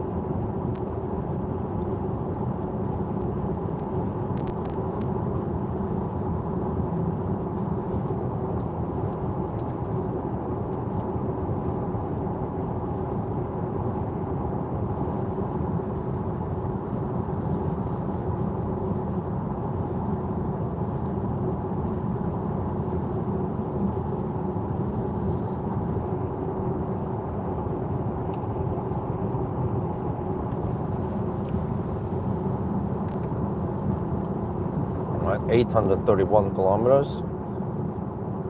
So how was it again? 6 hours plus 24 minutes. Plus 6 hours and 24 minutes. So we are getting ready for 8-hour mark soon. But when we drive now, yeah, we drive fast, right? So, but the driving will take possibly 1.5 hours. Yeah, I'm not sure the average speed via Oslo and so on. And also the Norway route here, and over here it's only 100 zone. We can't go too fast because it's the name of the game.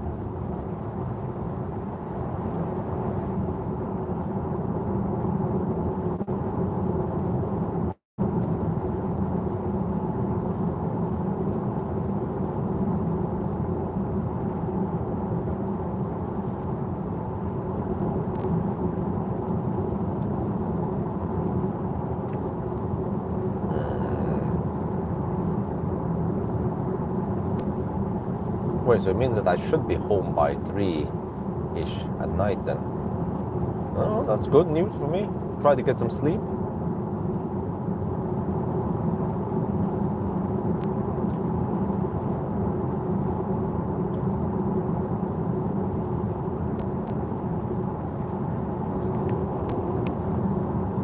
On 21, the car is not noisy from the wheels, but it definitely needs double glazed windows. Yeah, don't have it. Yeah, this car also doesn't have it. Well, it depends how fast you drive, but at least for Norwegians, probably not that big of a problem. We can't drive too fast over here.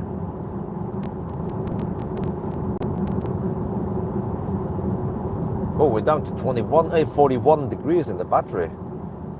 Wow, it cooled down really quick. Wait, let me check since last charge. Consumption 320. Okay, so it sounds to me like it's using the compressor to cool down the battery quickly, which of course consumes more juice.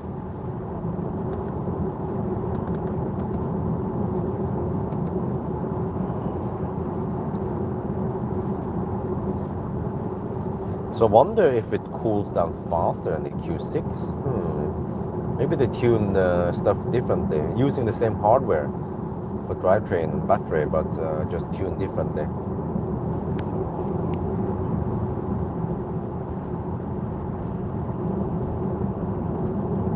But, oh, it is so convenient to drive at night now, so comfortable to drive at night without traffic. Yeah, you know, I got the spec for the Q6 I'm gonna be comparing against on Monday, and it costs around 950k only. This is 1.1 million, and the Q6 has head-up display. It has I don't remember all the stuff, but it seems to be also quite well equipped. It's not just a stripped down Q6, but of course the Q6 is slightly slower than this car. Then you have to get the SQ6, which is then faster than this. I think the SQ6 might match the 4S.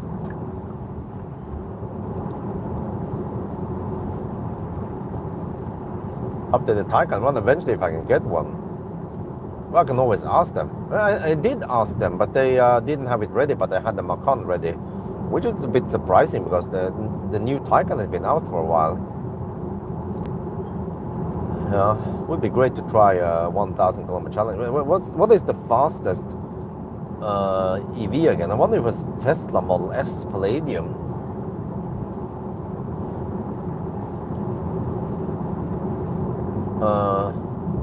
Which is a 400 volt car, and it's not even charging at 300 plus kilowatt. It's only 250 kilowatts, but it's efficient and it has good range. That's why it's king of the hill. But okay, if you don't count Neo with battery swap, then what is the fastest charging EV on the 1,000 kilometer?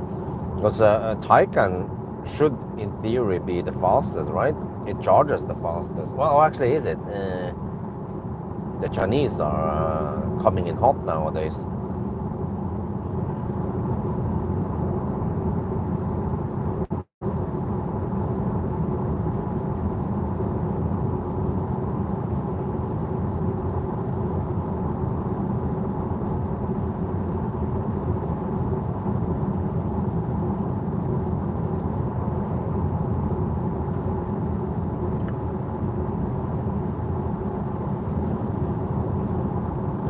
Good. From here we have 110 zone all the way to Schweinsund.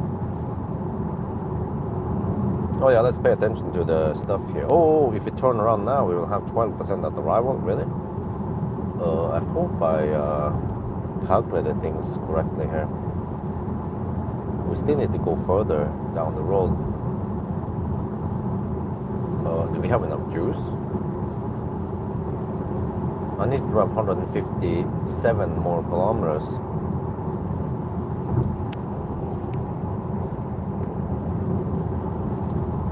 I'm not sure how good the percent estimation on the Taycan is. Does it take into account that we are passing through Oslo? Because I did it. I mean, I estimated that we will have lower consumption via Oslo.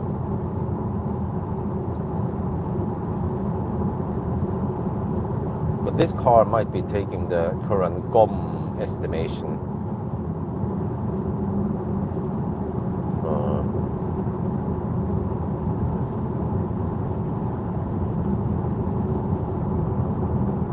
Wait, let me check here.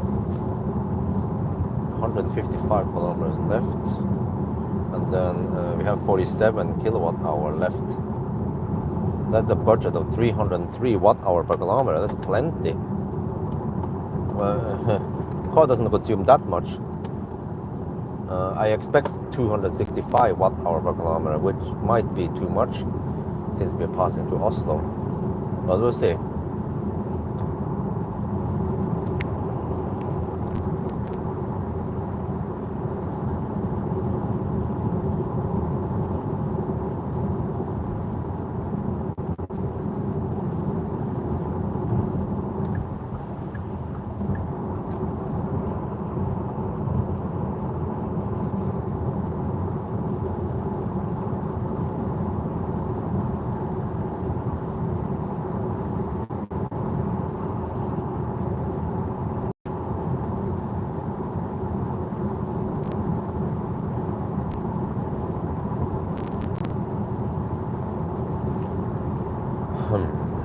Maybe just have to go for it. You have to go 4 nights. 3 nights. Maybe 4 nights, so we don't have to stress too hard.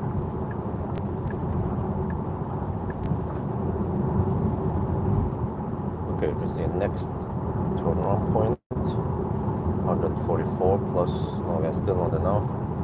Keep going south. Well, I could go slightly past Jesholm also and turn around. Yeah.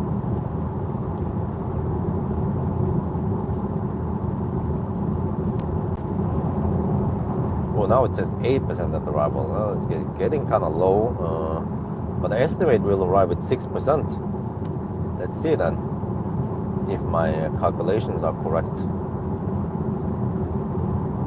Maybe my calculations are better than the car's estimation. And the car's estimation should of course be the best because it knows all the details about the route I'm traveling, about the car's consumption, about the HVAC I've set at. I'm just assuming things based on the past consumption and roughly the Oslo route.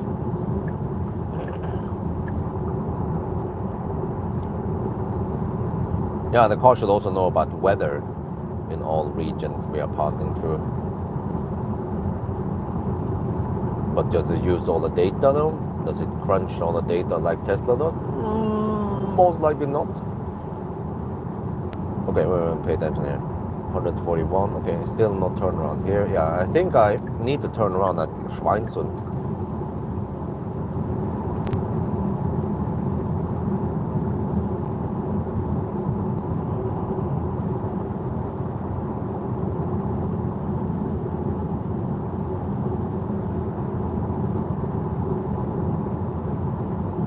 It is comfortable to drive over in the Norway route at night because the roads are lit, illuminated. Better safety over here.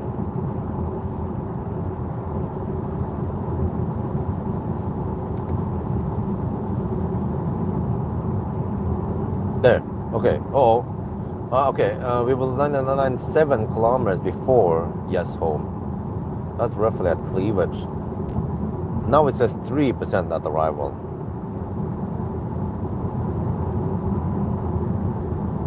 Yo, what's up? Okay, I guess that's fine.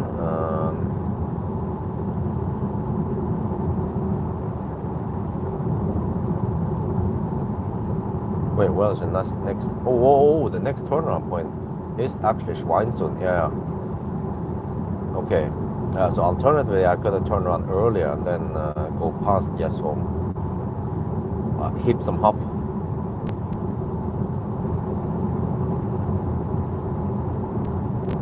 Actually, there would be one more turnaround point then if I turn around earlier. Yeah. Because now I could just turn into Jesholm. Yeah. Oh, 7 degrees. It's getting colder.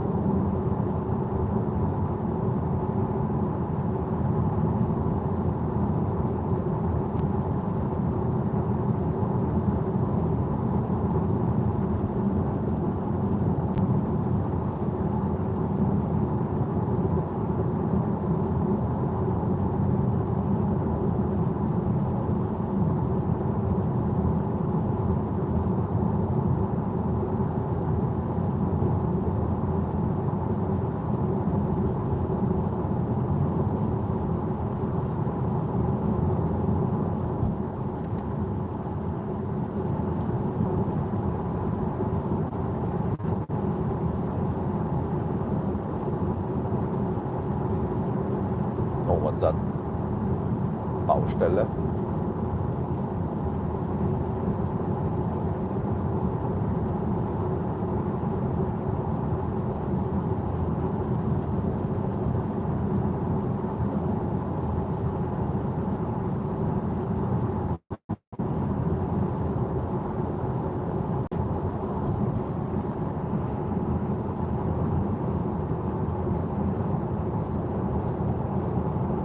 .37 degrees. Oh, okay.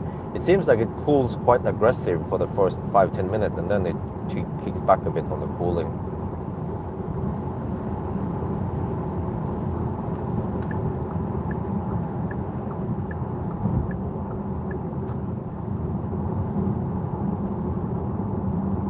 Oh, what the heck is this? Oh, wait. Did they close the whole road? Huh, interesting.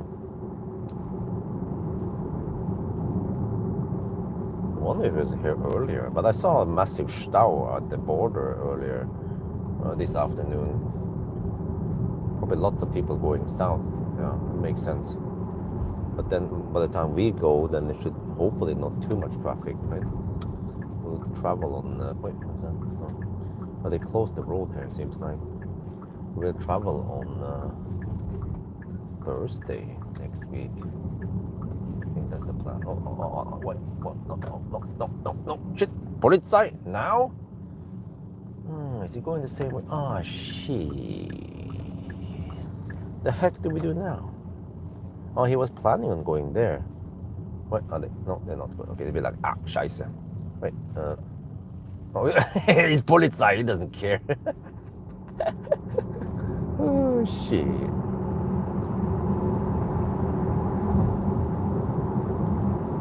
They are the law.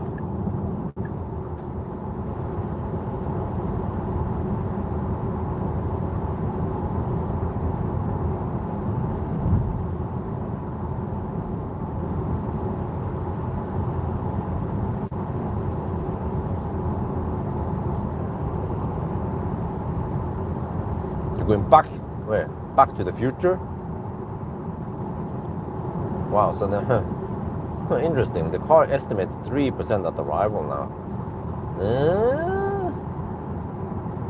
Okay, we'll see. I predict it's gonna be 6%.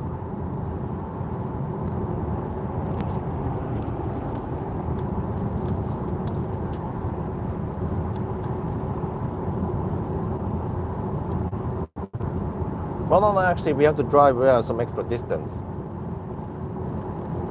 I forgot about that. We have to drive 5 kilometers extra, but that shouldn't take more than around 1% extra, right? Well, actually, maybe 2%. Oh, okay, then we might end up with 4% or 3%. Okay, maybe the car is right then. We go deep.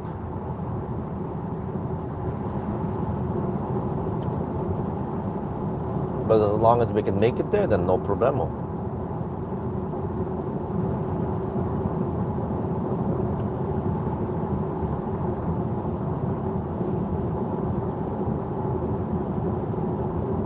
Or is that Ghostbusters?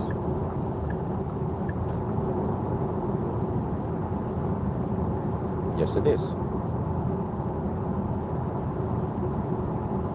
They come out now for the summer.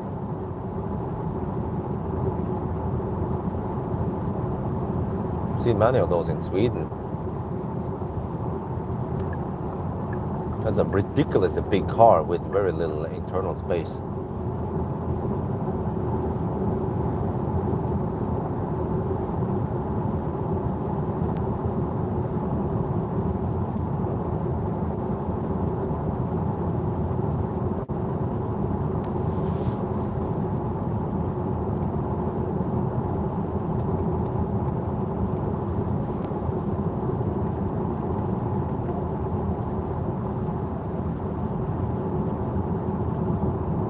Right.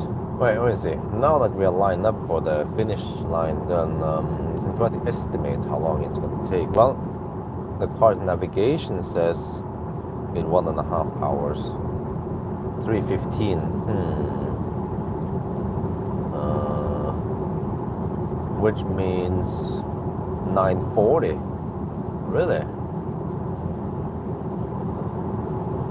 Boils down to how fast we can hammer back home, right?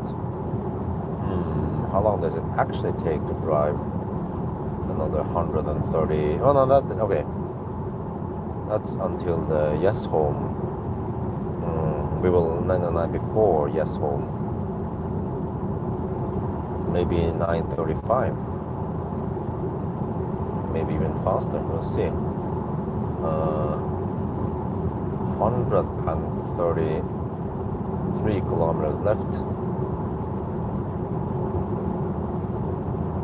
The car estimates 1.5 hours. Well, 1 hour and 28 minutes. That's a little bit over 100 kilometers per hour average speed. No, wait, no.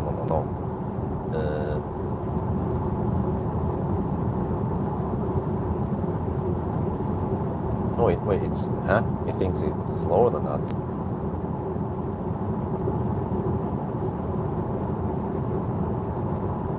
One hour and 27 minutes is almost 1.5 hours to drive 100. No, the car estimates around 90 kilometers per hour average speed.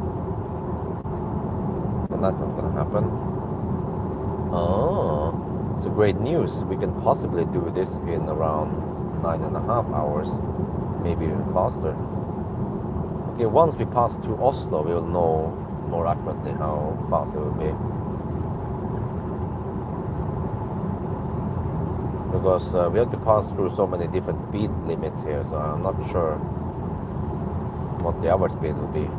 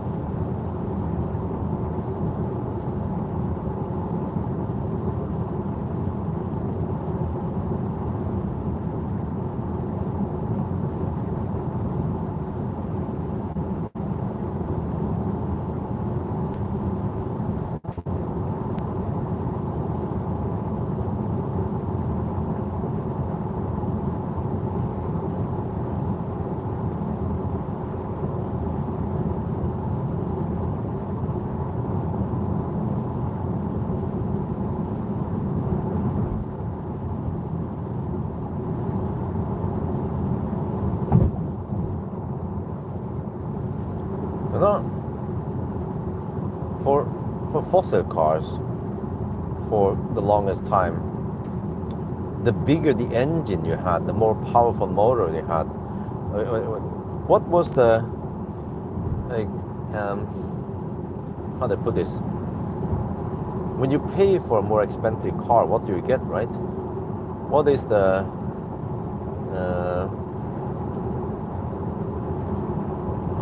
trying to find the right word here. But when you buy an expensive car, well, if you go for more, if you go for the 3 liter versus the 2 liter, you get a bigger engine, more horsepower. And also if you go for those supercars, same there, right? You get more horsepower. Well, but there are some exceptions. The muscle cars in America, they tend to have lots of horsepower, but they just go in a straight line. But in general, more horsepower costs more money in the fossil world. But then that doesn't seem to be the case in the EV world. It's the battery size that costs more money. And then as long as you have a big battery, you can always toss in some fat motors, and then suddenly you have 400, 600 horsepower, no problem.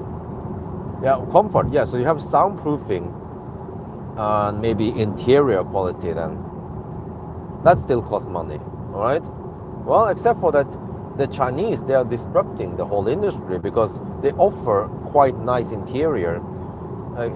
If you sat in a Sea Lion 7 and you feel the panels and stuff, the seats, and then you sit in an ID4, you'll be like, there's a lot of plastic in the ID4, but it costs more than the Sea Lion. So in EV world, like, okay, for example, Lotus or Rolls-Royce or whatever, like the high-end cars, the expensive cars, what do you get when you pay for expensive cars? Horsepower? No, other cars can match it. Tesla or the Chinese cars can match it. Like even a Polestar has 400 something horsepower, right? So then there must be battery then. And also this Porsche, what do you get when you buy the premium? Well, you get fast charging. Well, yeah, well, until the Chinese arrive with the Seeker 7X.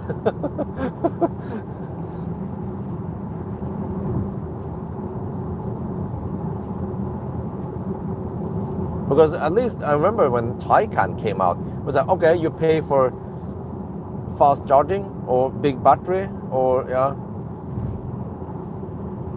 Because back then no cars could match Taycan's charging speed. But then suddenly Xpeng G9 came, 330 kilowatt charging. Yeah, how about that?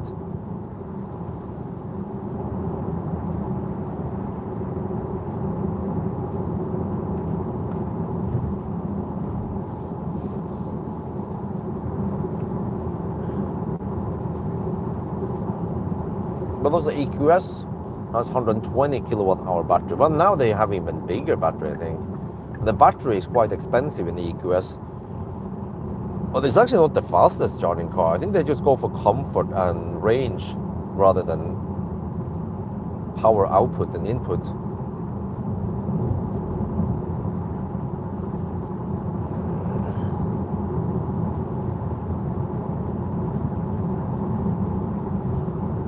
Well, but things are going to change with the CLA they're coming out with, yeah.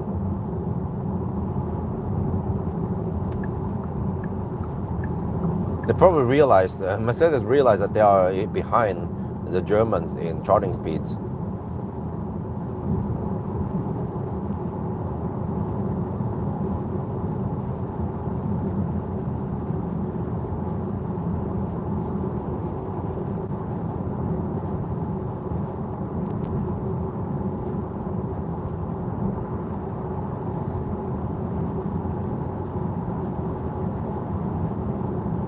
But in a way, when Taycan came out, 350 kilowatt chargers were not that common. So you had to mostly just rely on Ionity.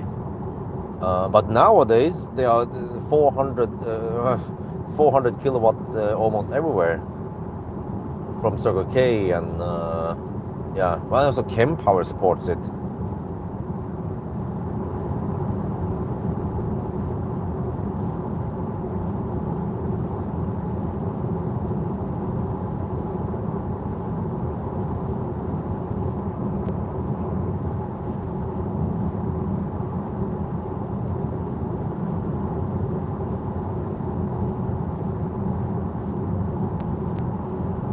It would be interesting to test the Power at Marienlyst. Wonder if it's still dirt cheap there. To see if the cable will throttle or not. But we're only requesting 280 kilowatts from 400 available. And I saw that it pull around 400 amps at times. Can the Power deliver what this Porsche requires?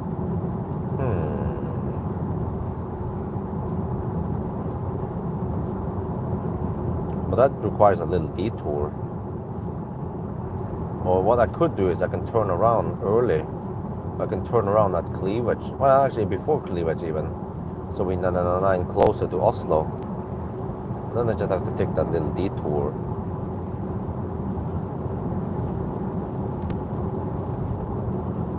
But then I have to go back again, so it's gonna cost me. And also I need to charge there, that's right. But the charging shouldn't take too long. No more than half an hour to 90% or 80%. I actually never tested that before to see, because this Porsche is a bit demanding. It requires a lot of power over time. It's not just a quick peak for the first few minutes.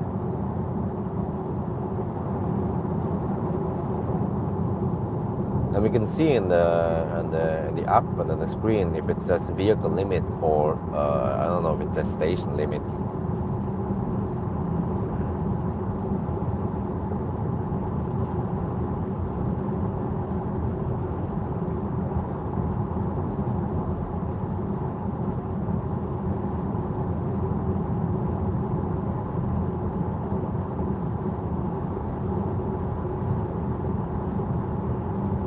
But also, I don't know if they still have the discount, because technically it's been 2 days now. Yeah, there's a high chance that the discount might not apply anymore. I can always call the station and ask them. They're open 24/7, right? Or maybe someone else can call for me. Shell Marienlyst or ST1 Marienlyst. If it's open 24/7, just call them and ask them if the charging is still cheap there, or the introduction price. And if they're not sure, they can just go out and see if the they should know, right? The stuff. I mean, they only sell charging anyway. I can understand if they have one plug from another CPO there, and they have their own gas pumps, but they should know about the chargers.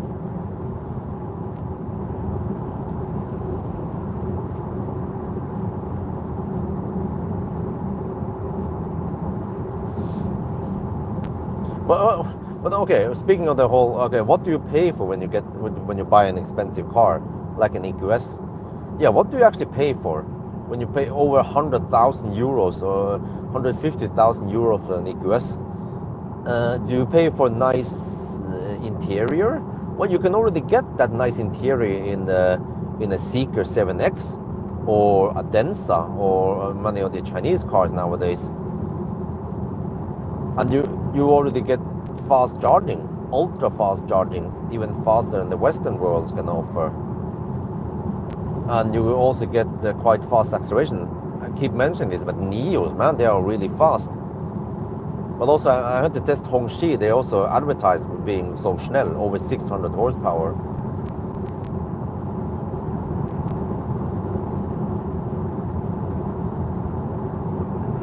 But yeah, for some reason, it seems like the German car manufacturers, they don't go all in on the power.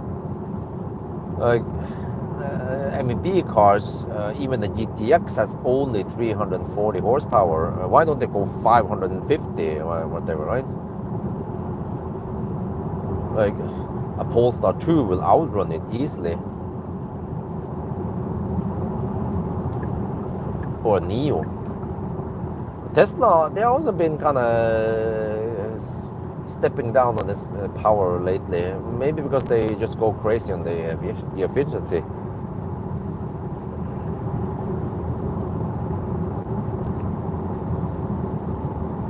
Is that X-Spec G9 with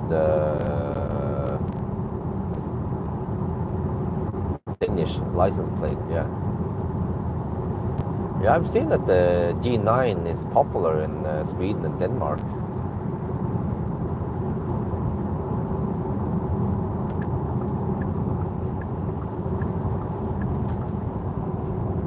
Maybe because it's not a great idea to pair a powerful motor with drum brakes. I don't know about that part.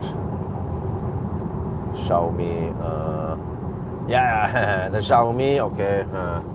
They forgot the brakes, just like Tesla, I know. Lots of power, but not enough stopping power. But at least the Germans are quite good there. You will not see a Taycan struggle with braking power.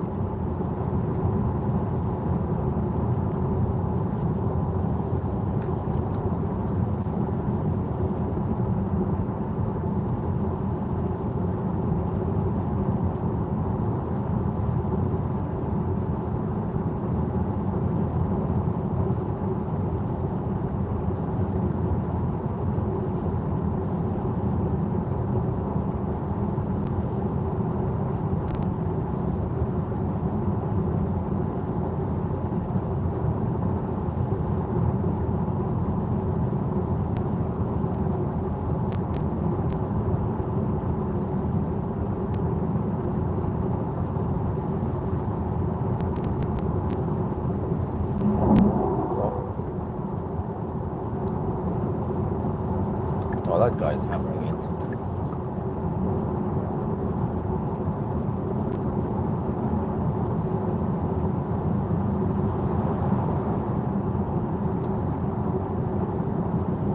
Full of stuff in the back. But that's no Polizei for sure.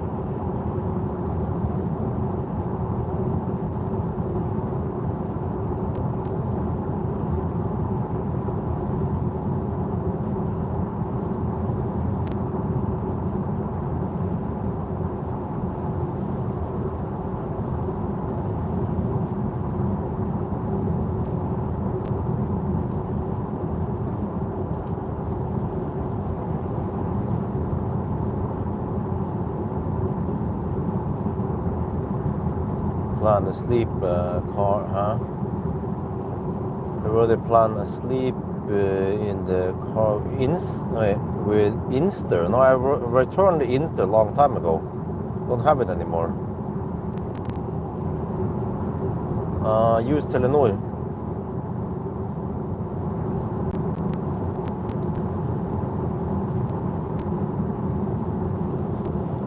Okay, now, ooh, the car now says 2% at arrival. Oh, well, after 999, I can always slow poke a bit to get to my destination. Well, get home.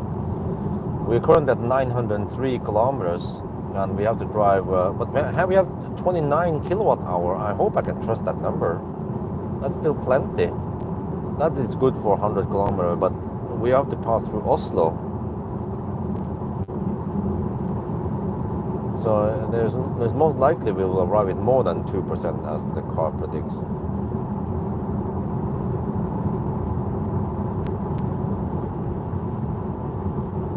Yeah, so 904 kilometers now. 96 kilometers left. Okay, the time has changed now. First it claimed 3:15, now it's 3:11. But that's even to, let me check here. I just navigated to Jessheim, which is a city center. Yeah, we're not going that far. Well, except for that. Yeah, my home is, okay, yeah, close enough.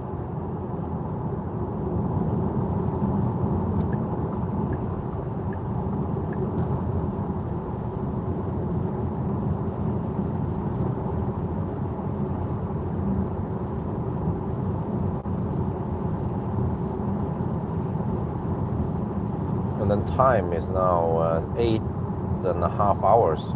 Yeah. So can we hammer down the last 94 kilometers within 1 hour? Let's find out. Can this beat the Q6? The Q60 did the 9.5. But it was summer in the Q6 run, and then the consumption was lower, I believe.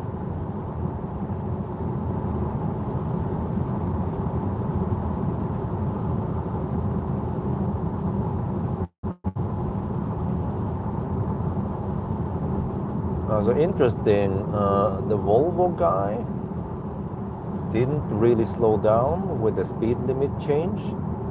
Now I need to speed up just to get past him.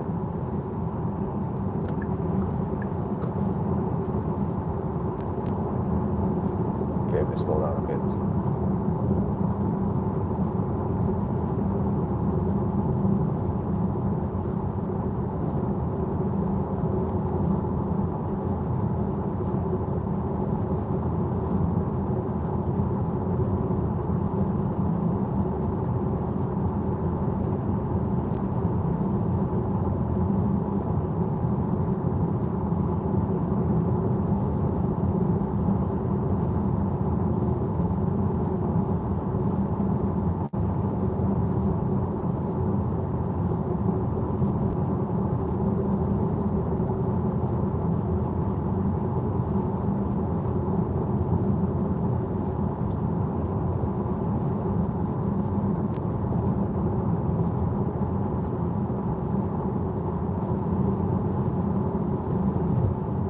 Okay, 910 kilometers.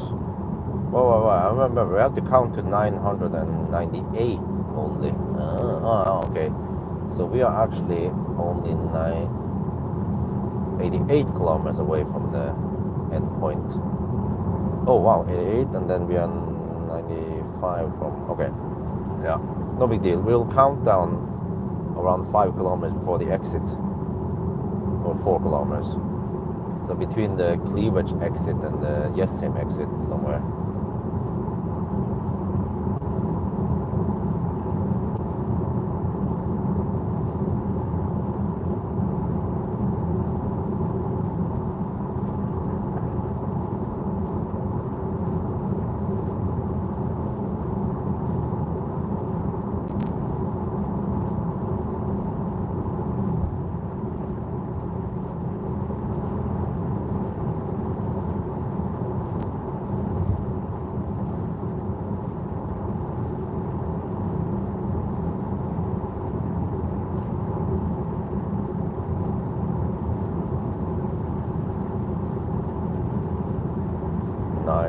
.12 kilometers.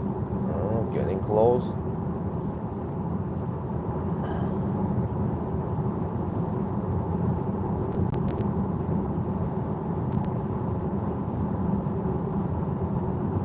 then okay, well, I might say that, but when you buy an expensive car, you get a good 1,000 kilometer time. Well, except for the Tesla is dominating there. They are not that expensive. So then, what do you get when you pay 150,000 euros for a car then?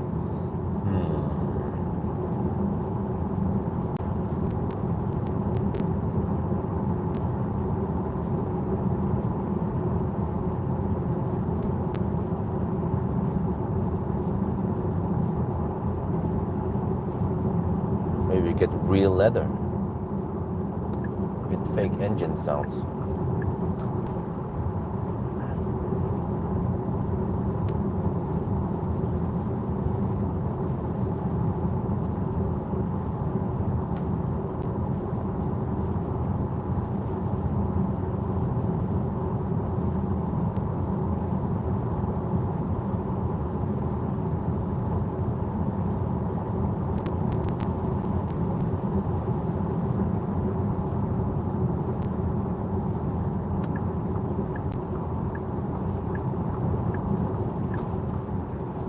No, what was it?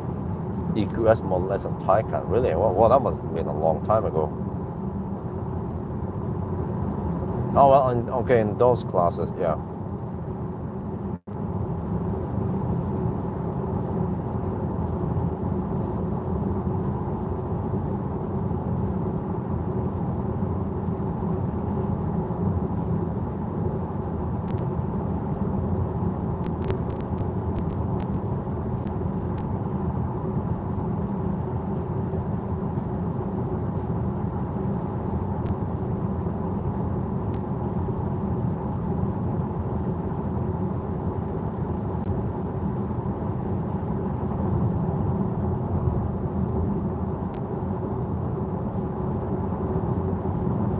Okay, 917 kilometers. So interesting. The one Volvo we found here at night, he just happened to he drives, because I caught him. I was gaining on him in the 110 zone, but then in the 100 zone I slowed down, but he seems to continue at the same speed he drove when in the 120 zone, in the 110 zone. Yeah, I've seen many people do this. So that's why first I hammered him, and then I slowed down, but he didn't slow down, and now he slowly passed me.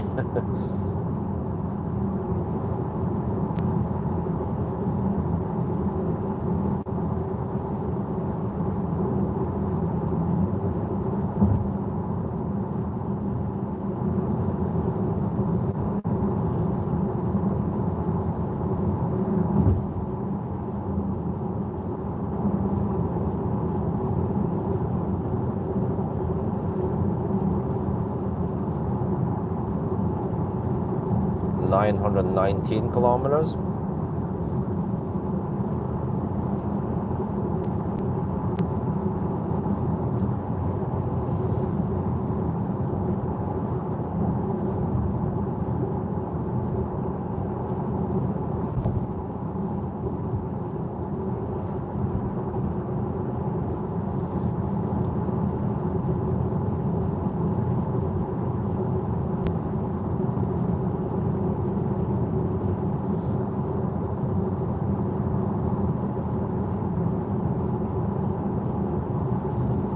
Check time here.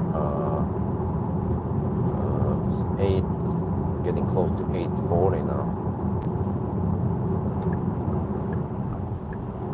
Then we have to drive through Oslo. The slowest stretch is 60 zone. But at night there shouldn't be too many slow pokes in the left lane.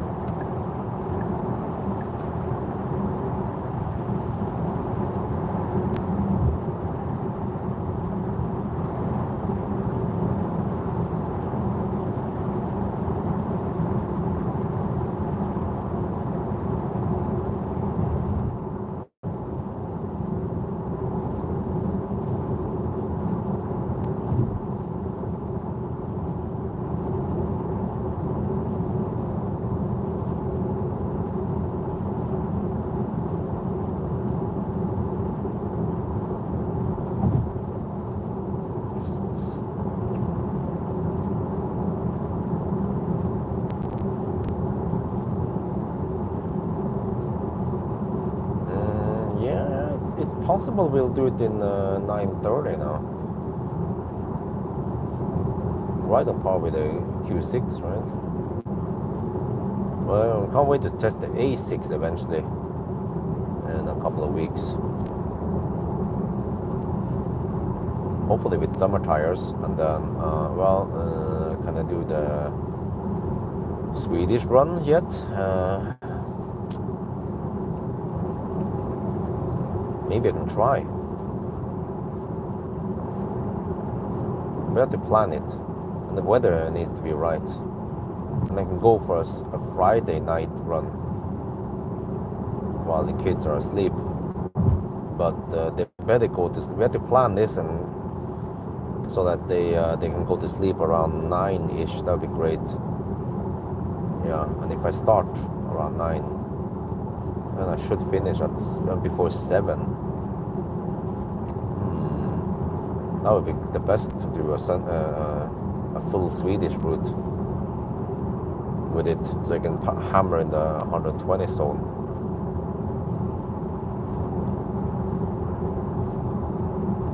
Yeah, very impressive. I mean, and then it switched to LED light even. That's also very impressive. They changed every light bulb here to LED.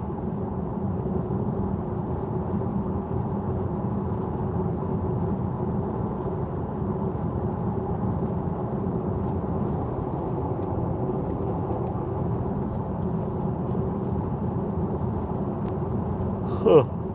9:26. Well, I hope I can become really. Oh, was a dropout, but yeah, I hope I can time it so that I pass out after the challenge, so I can get some sleep, so I don't get dead tired tomorrow at Leo's.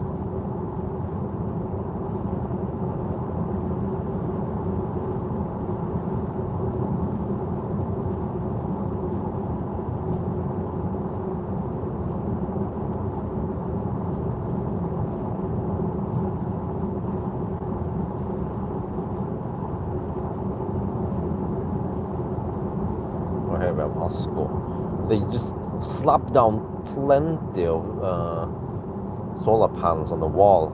Not sure also on the roof. I wonder how long the return on investment is.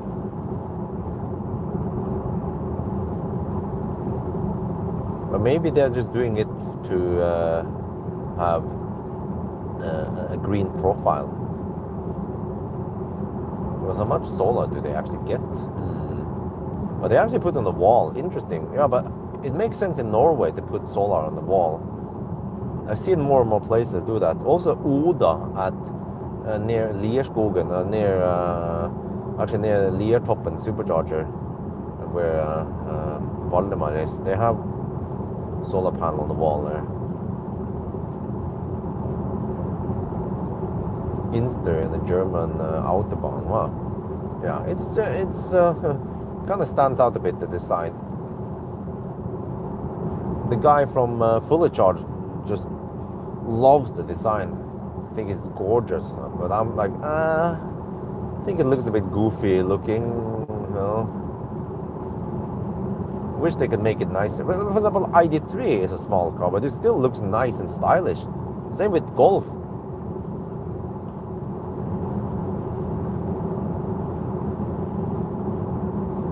I need 500 here.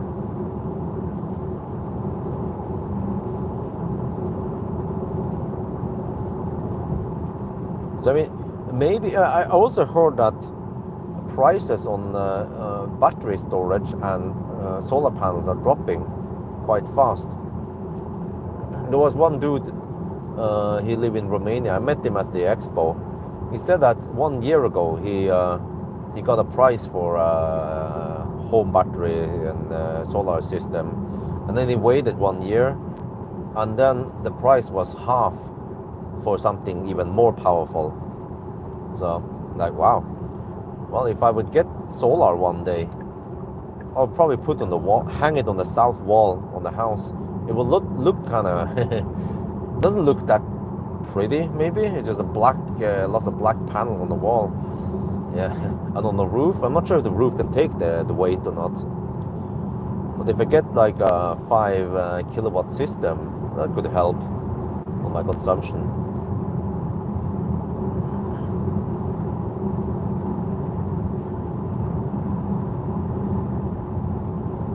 Or what I could do is I could put some on the roof, on the east-west roof, and also on the south wall.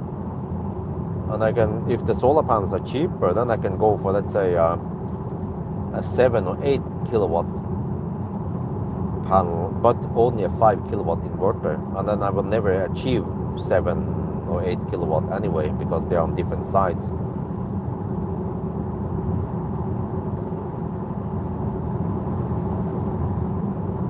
But let's see. For now, I don't care too much about solar, but maybe in the future, if the prices go down, then I can calculate and figure out how it is. Well, also nowadays we have around, well, including taxes, we have less than 1 NOK per kilowatt hour for electricity price in Norway, or less than 10 euro cents per kilowatt hour. It's hovering around 5 to 8 euro cents per kilowatt hour.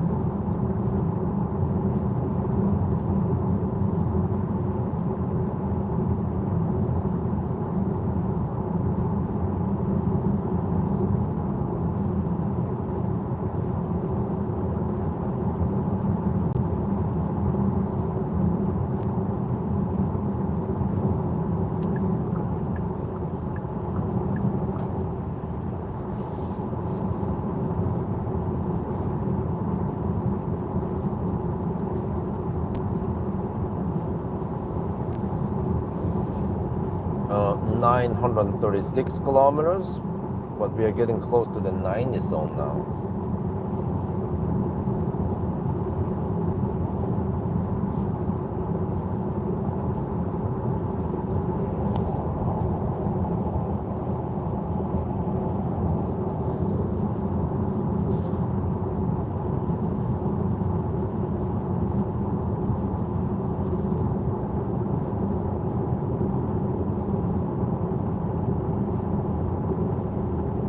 Actually, I kind of like the idea of the wall, because in winter there will never be any snow covering the wall panels. Plus that in winter the sun is so weak, so getting the walls, there will be good angle. Yeah.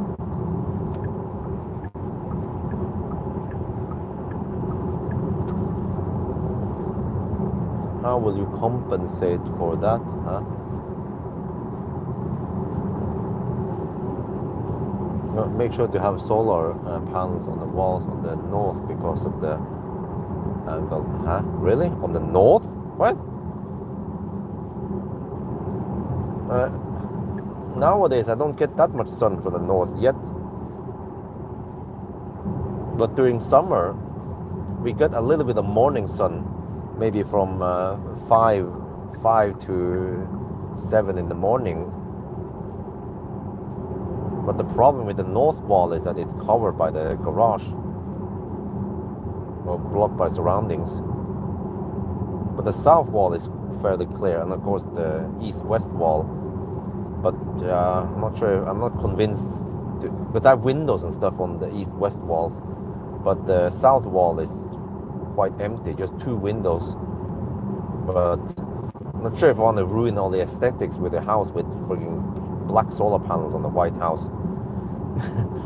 for businesses, or like Asko or Oda, right? Businesses, they probably don't care about what the building looks like, but in a house you kind of want to have some aesthetics there. But maybe people don't care, because I've seen in other countries, Sweden, they just put solar panels on their roof, or other places, they don't care what the house looks like.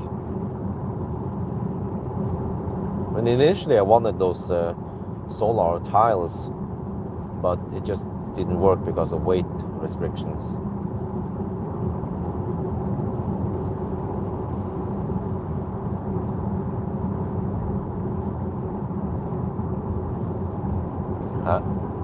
What are we talking about? 90 kilometers per hour? How will you compensate for that? normal test procedure, right?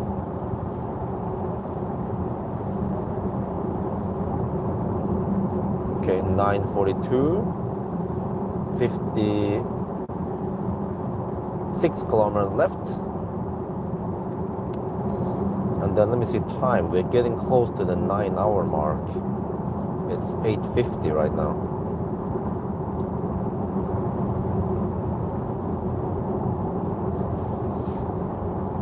Wait, did they change the charging curve to be more aggressive? Because how the heck can this Macan beat the Q6 if it's thirstier?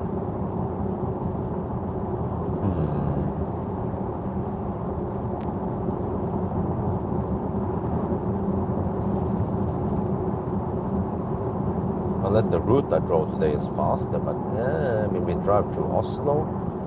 We had the Norway route, which is not that fast.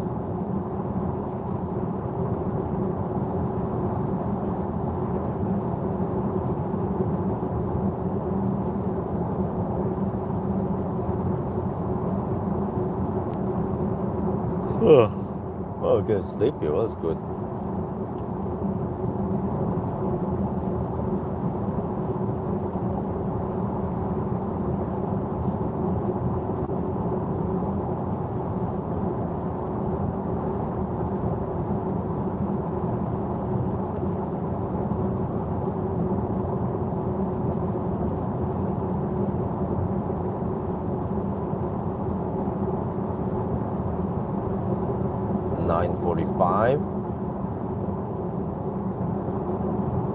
Now the car says 3% of the arrival.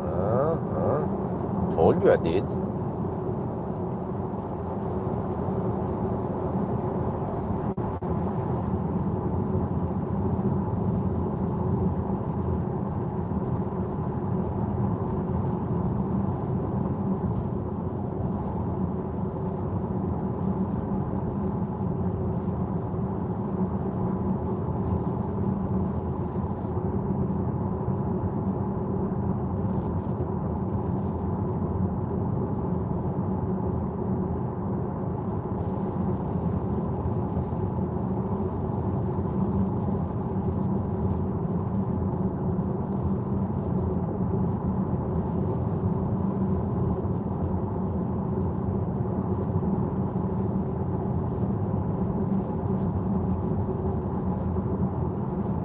There's a new study that shows about 2/3 of global electricity demand is produced on roof. Oh, okay. Yeah.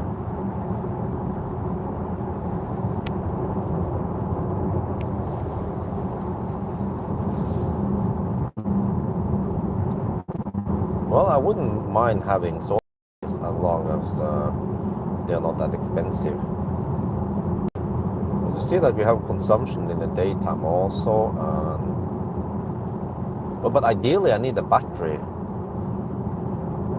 because to offset for the production versus consumption.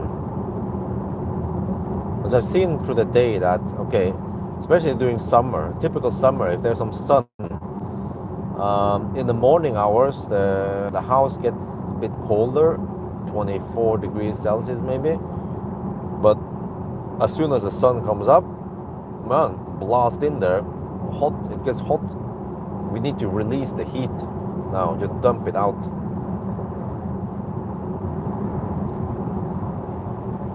So which means that in daytime there's very little need for heating, but at night, yes. And of course for hot water, but we don't use that much hot water.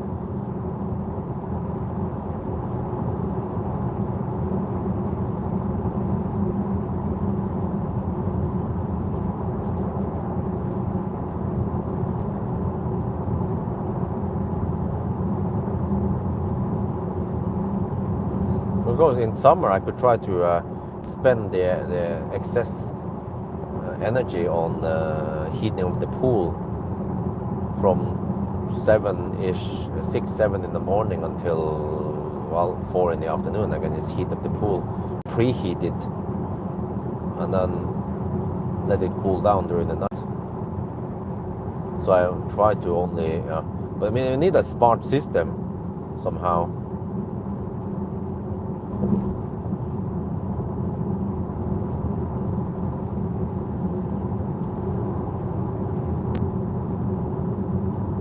€10 for 2,500 euro. That's not too expensive. Would help, yeah. Then I have to also consider, if I have a smart system, I should be able to consume stuff like I need to consume anyway, right? But I see that in the daytime, the idle consumption is only around 500 to 700 watts for the whole house.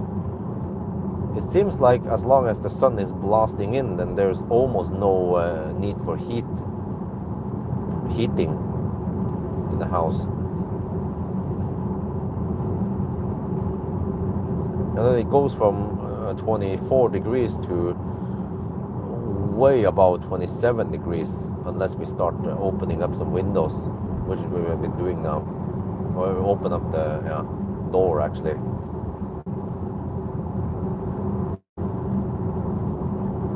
Well, yeah, but AC, eventually AC. I just don't have AC yet. But we don't have that many hot days. So many days it will be, let's say, 15 degrees outside, right? Like in springtime and then fall and so on. And then we just get free heat, and it's more like it's just passively heating up during the day. And then the heat stays until the evening. And then, I don't know, maybe at 9 or 10 in the evening, or maybe later, midnight, that's when the heat pump needs to work a bit. But then it seems like the heat pump, it predicts that it's going to be warmer in the morning, so it doesn't heat up crazy during night.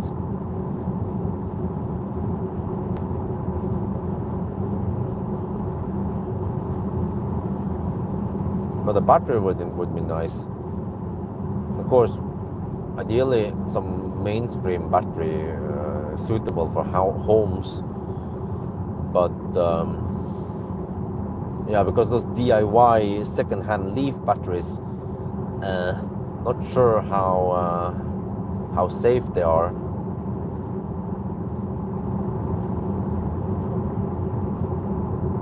And in case there would be a fire, most likely not going to happen, but just in the rare case it would be happening, then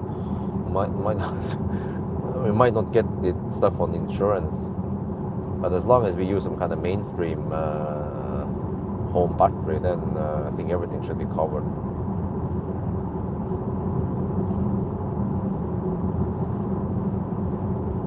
Okay, 956. Please charge. Okay, 956 kilometers. We just hit the 80 zone now.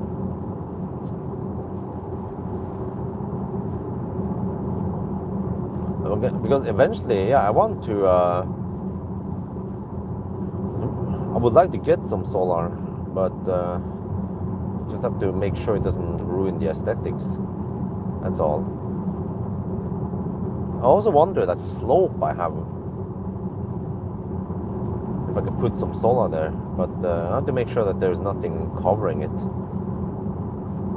But then I cannot just put stuff on the slope. I need to pour concrete on the slope to make it safe, and then mount solar panels there. Around 45-degree angle on the north or the east side. Get a bit of the morning and midday sun there. Yeah, I get sun from 6 in the morning until 2 in the afternoon, roughly, on that side.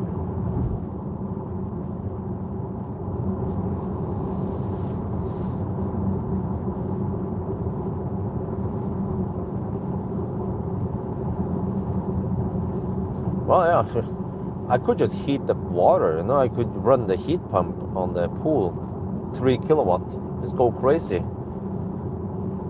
and heat up the water.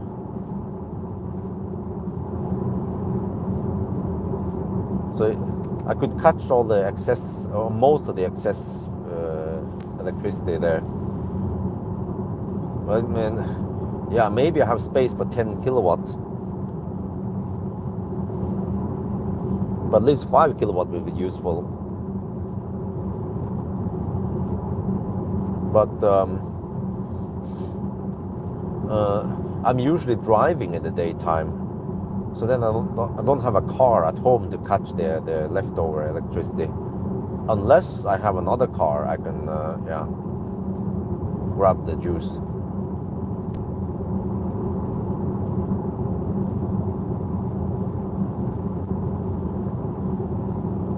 Well, I forgot the pool. The pump is also constantly running at 700, 500 or 700 watts.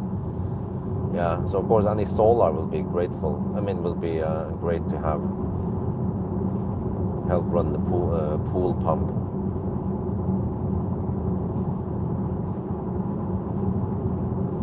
$961 kilometers.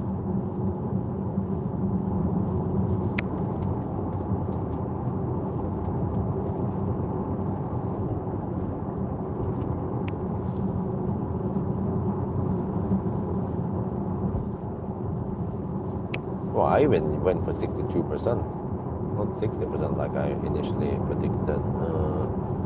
Car still claims 3% on arrival. But yeah, I mean, for me, it sounds like you don't really need batteries. At least in Norway, you don't need batteries, as long as you have something you can catch the excess juice. In hot countries, some kind of, well, heat pump in the daytime, possibly, or a car. Well, a car, yeah. And in cold countries, then heating up water will always be useful. Or if you have floor heater, well, yeah, the waterborne system I have, I can preheat the stuff, and it can hold a lot of energy, heat energy.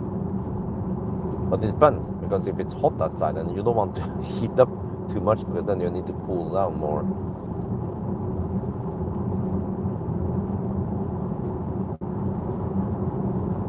But since I just happen to have a pool, then I need constant heating on it. At least in summer.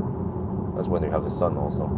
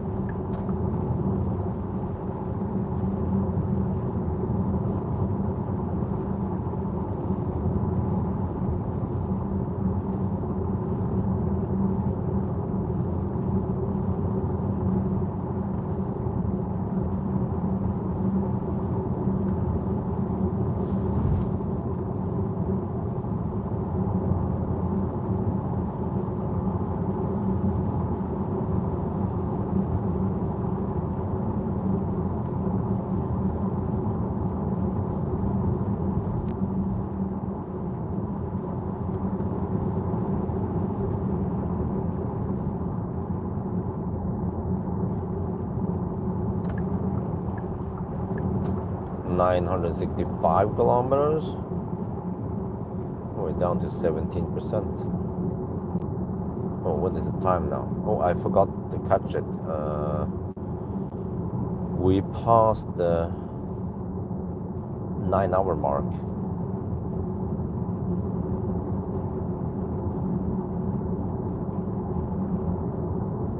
Yeah, 9 hours and 4 minutes now. But we only need another 30 something kilometers left. Ooh. Wait, really? Did they count everything correctly?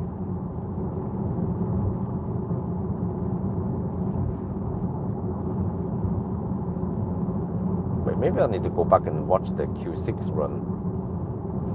Why do I feel like this is a faster run than the Q6?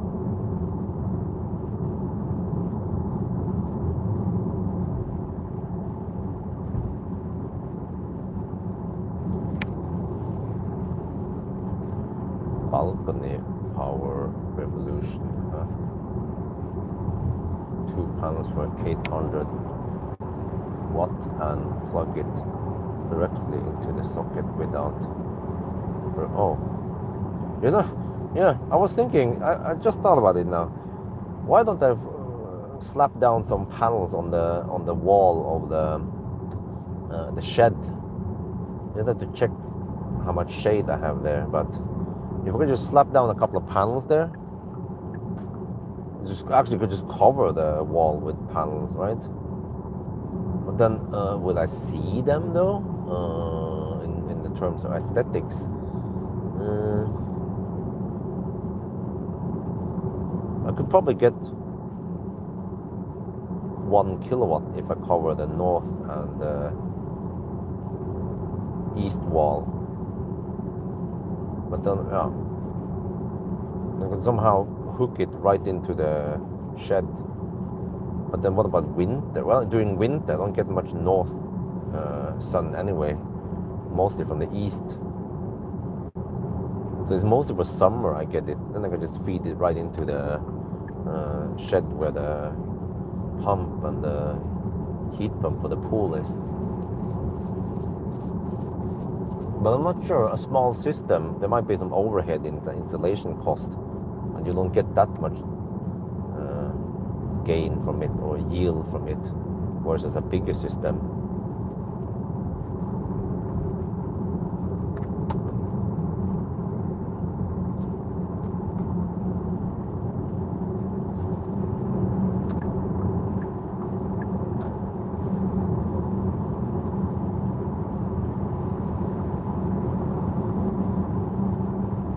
Fully black panels don't have yeah. Wait, they don't have aesthetic penalty. Oh, okay.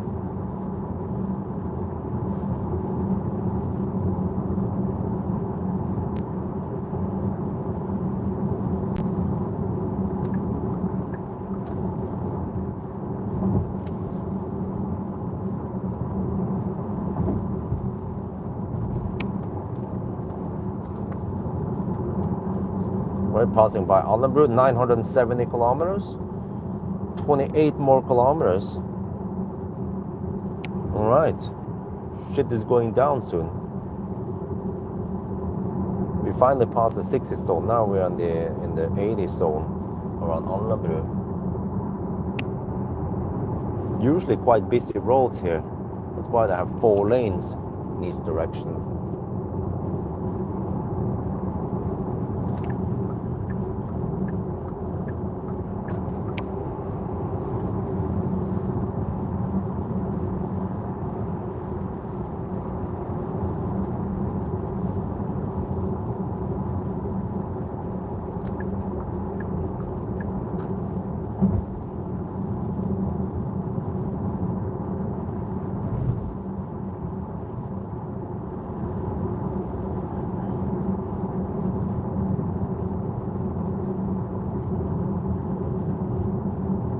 Down to 15%. Seems like I charged just enough. Now it says 4% at arrival. Oh, we're fine. No problemo.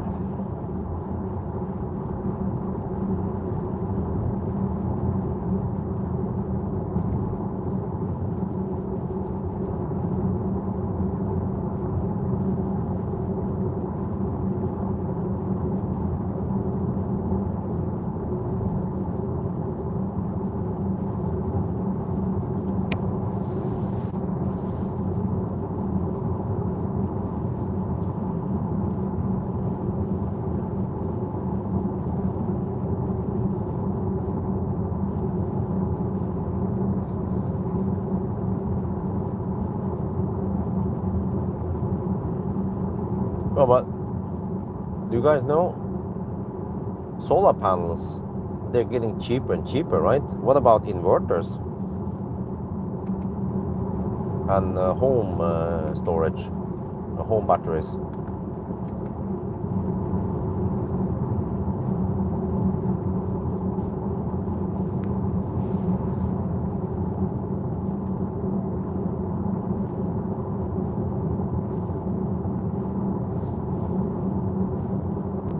I mean, eventually, if I decide to buy something, I should try to get some sponsorship or some discount for installing whatever in there. Also try to figure out where I can place the panels. It doesn't necessarily have to be on a house, because I just happen to live on a hill, kind of, so I can utilize the terrain a bit.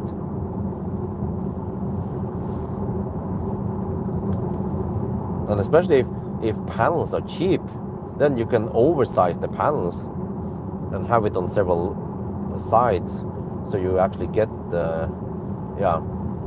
It would be weird because you've seen the what do you call it? You know, the typical, when you look at those solar apps, whatever, you can see that that dip or whatever during the day, how the production goes up and down, right? The curve. Well, if you have oversized the panels, it will actually look like it's clipping. Well, it's technically it's kind of clipping, but it's just different side of the house is getting the sun.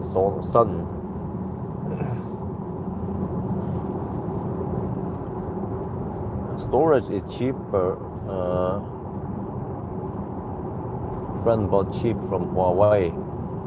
I dropped it in price. Wow. Huh. Yeah, I'm definitely interested in also battery then.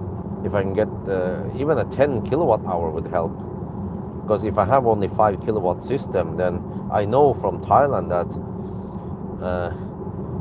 you only get the peak power for maybe 2 hours anyway. Well, actually, maybe in Norway you can get it slightly longer. Depends how it's configured. So even a 10 kilowatt hour system would be useful.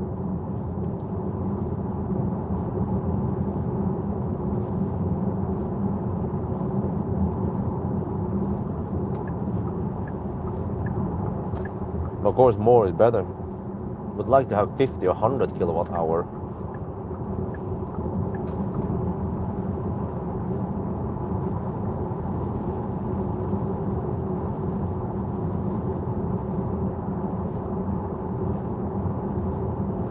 Well, the truck is lazy. It doesn't want to use the rightmost lane. It want to hug the middle lane.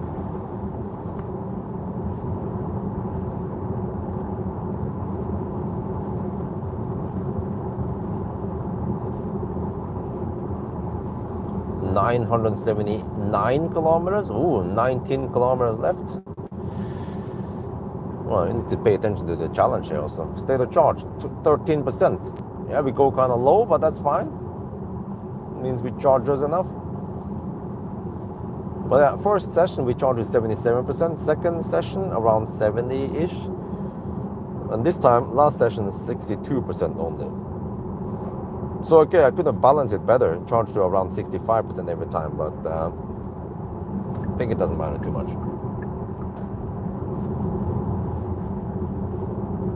Because it charges so fast. 980 kilometers. Finally, we're gonna hit the 100 zone soon. But I just wonder if the prices on inverter doesn't drop that much.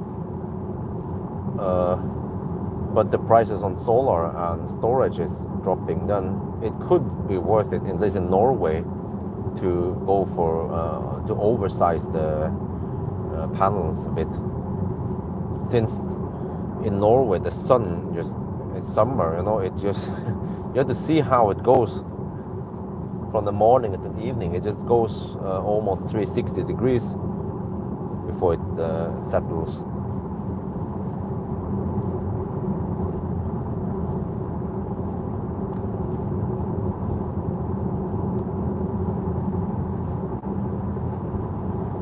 At least maybe 270 degrees I get the sun.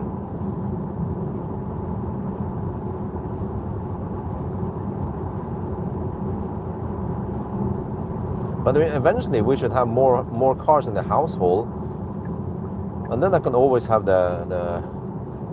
if I'm out testing cars, then the other car will be home charging during the day. That's what I try to do in Thailand. One car will be charging in daytime, where the other car will be out running errands or something. And then, but the ladies, they will always in the midday when the sun was at the highest, and I would get 4.5 kilowatt. Then they will be out in the cafe with a BYD. Okay, whatever.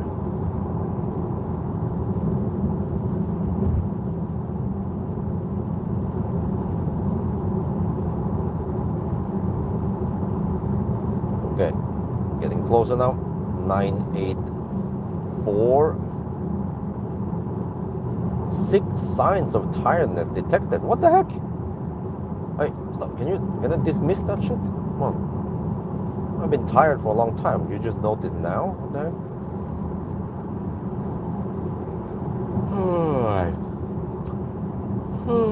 Let me try to fake it. Nope. Cannot trick it. Cannot fool the system.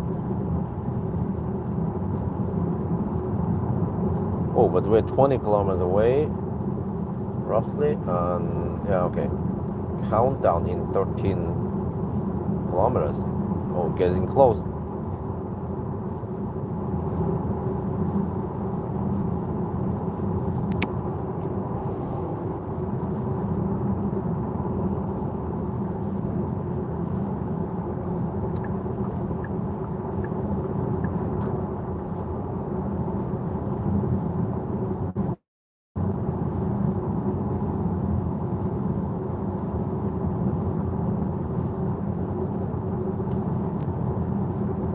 Wait, I'm gonna check time here.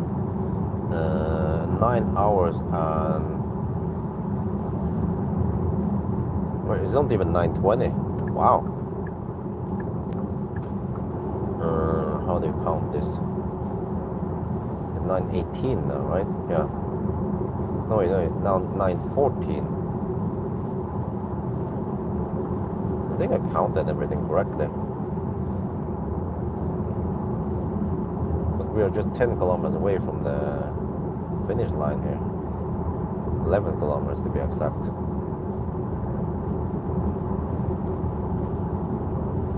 Wait, it seems like it's gonna be a 9:25. Ooh, really? How can it be 5 minutes faster on the Q6? Yeah, it beats ID7. Because this is the 800 volt architecture. Well, it charges faster, I've seen it. And because it has a bigger battery, then you get roughly the same range as the ID7. So of course, then yeah, if you shave off a little bit on the charging time, then it becomes 5-10 minutes faster than ID7. So yeah, 800 volt architecture is 5 minutes faster.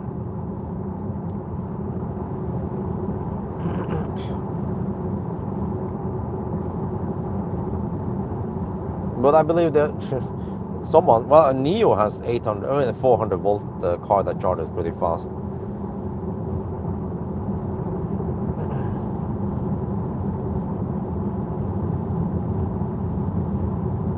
So I mean, it is possible to charge fast with a 400 volt car.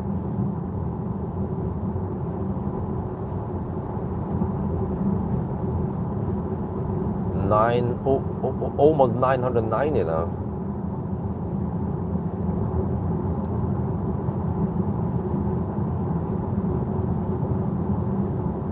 There, 8 kilometers left. Ooh. Wait a minute, but we are at what, really? We are at 9:18.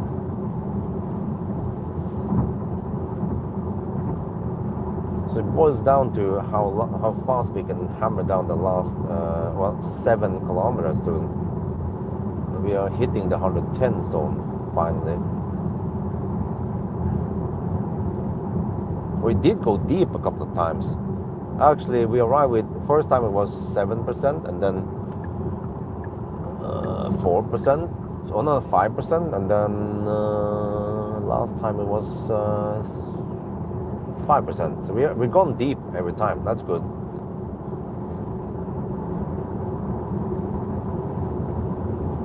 Well, 992 kilometers now.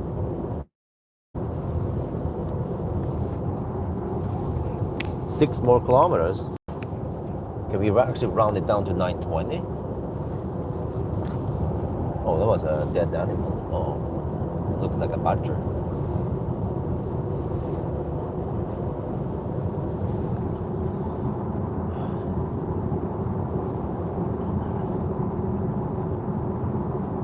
Pro Acetone, I haven't tested that yet. And of course, you can wait in summer, so the consumption is better.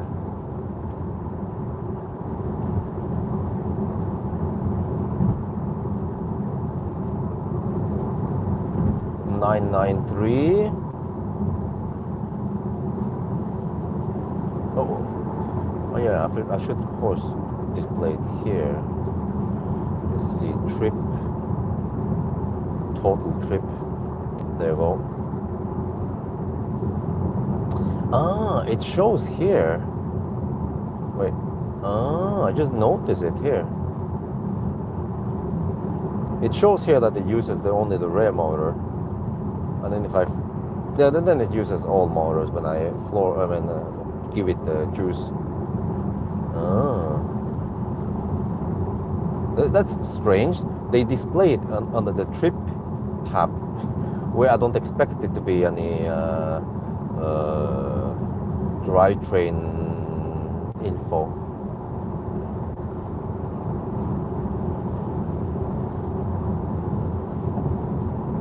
$995. Better get ready for the countdown soon. But we have officially passed the it's 921 now. How could it be faster than the Q6? Huh? I don't get it. Q6, from what I remember, I'll double check again. It's supposed to be 930, right? I have to check all the data again. Can you guys quickly bring up the Q6 numbers? Because we're gonna count down soon. It's 996 already. Wait. I have to get ready.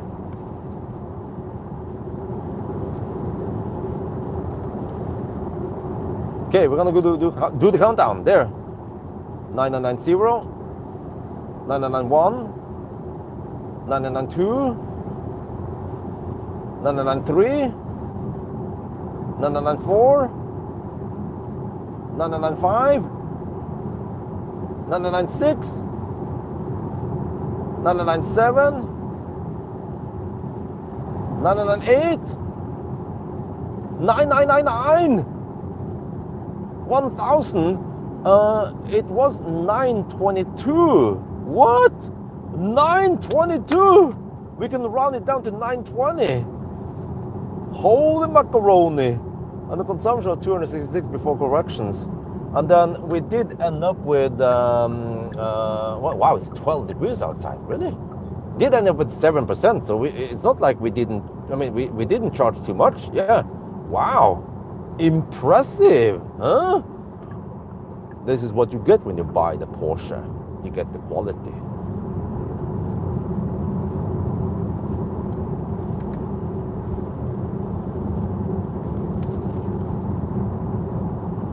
Yeah, I think I counted correctly.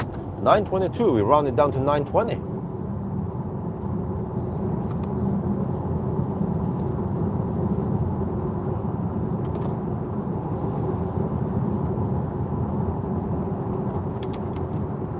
Oh yeah, I should highlight this. Forgot almost.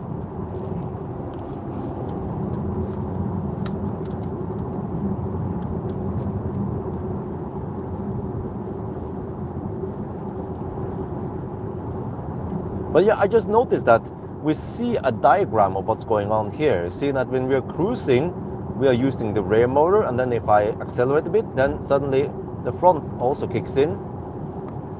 But I never noticed this because it was under the trip tab. Huh? I wouldn't expect that there is some drivetrain info or whatever in the trip tab. They should have put it somewhere else.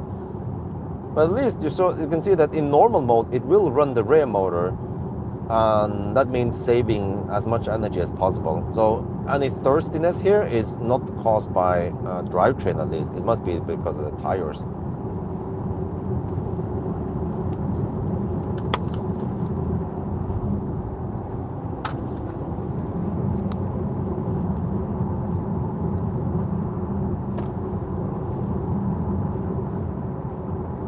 Right, so 920 then. Wow, impressive.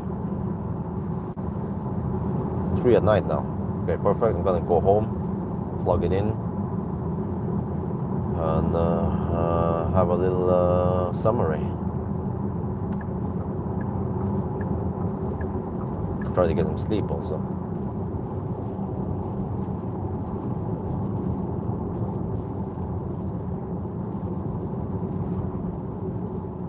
Right, so I need to check this again. 266, so the consumption is slightly lower than that when we correct for it. Actually around 263, I think, or 60. Yeah. But I believe that the Q6 run on warmer weather. But then why did we go faster in the Q6? Did they change the charging curve? Did we go deeper? Was this route faster? I need to skip through the video and check it, the Q6 video, what the heck happened. Did it overheat? I also documented actually how long each charging session took. We only had 3 sessions. Yeah, maybe I had more charging sessions in the Q6 run. Did I do the Swedish run then? I think I did, right? It was before I invented this split run.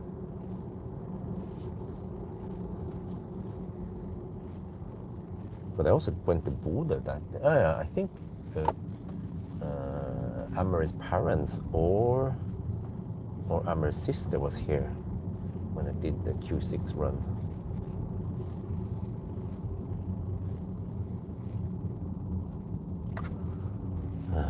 Well, still wondering.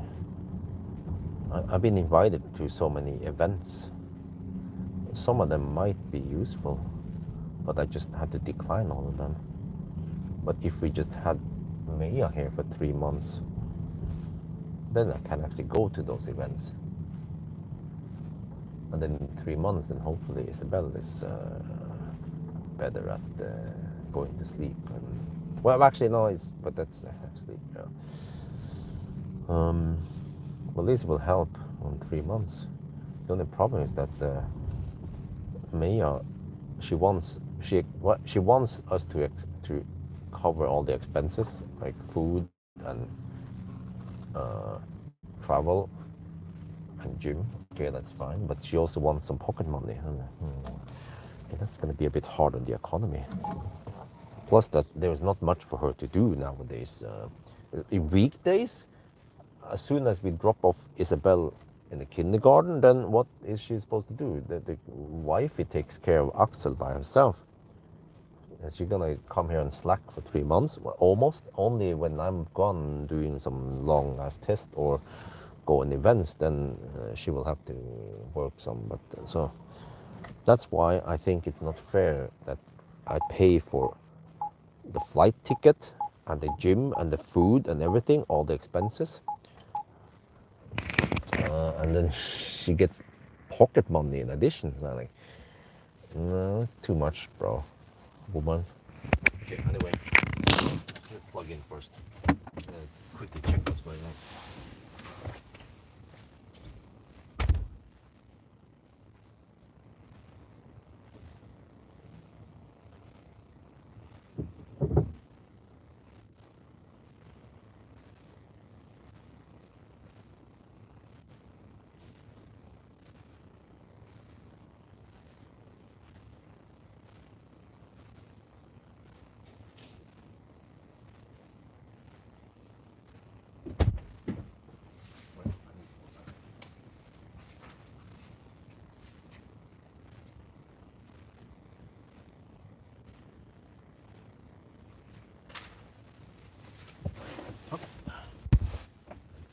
This there. Okay. Well, the juice will be cheap tomorrow, but then we are not home during that time. Okay, whatever. We'll just charge now.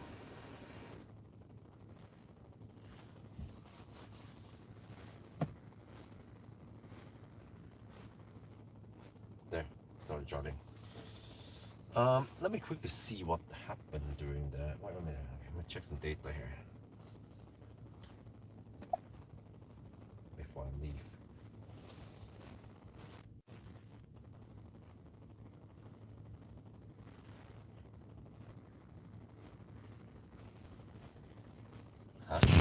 About what?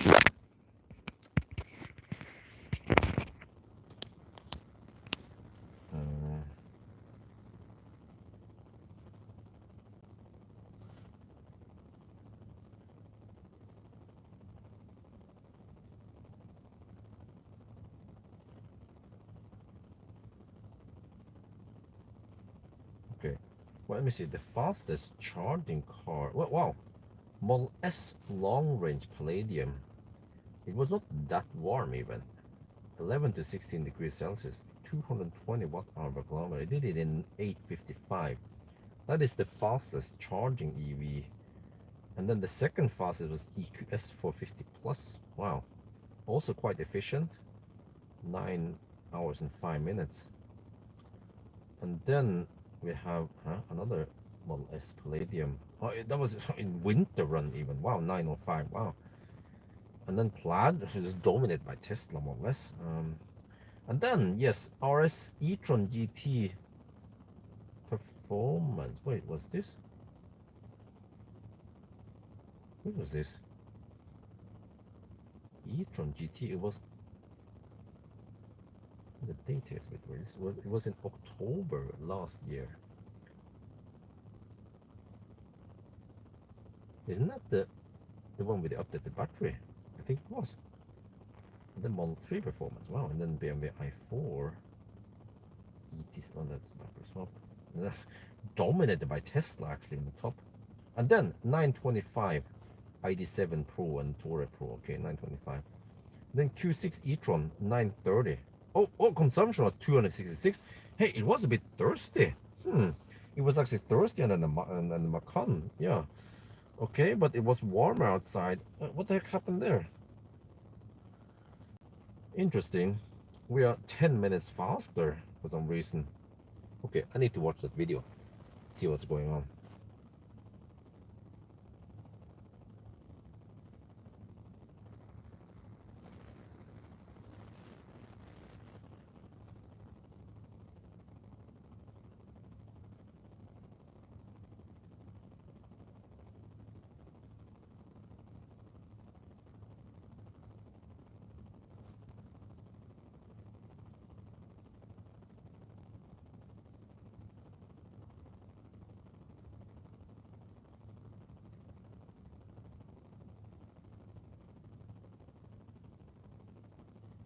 Wow, it did get 82. Wow, 82K views. Oh, okay. It was a quite popular car. Okay, let's see. Play video. What happened there?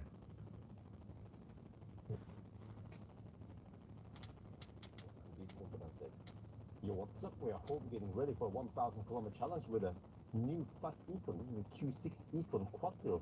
And you know, the previous generation, which I just happen to have here, this is e-tron 55. And specs and so on.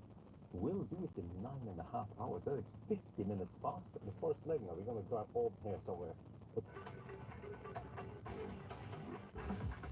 Right. I had to take a detour here.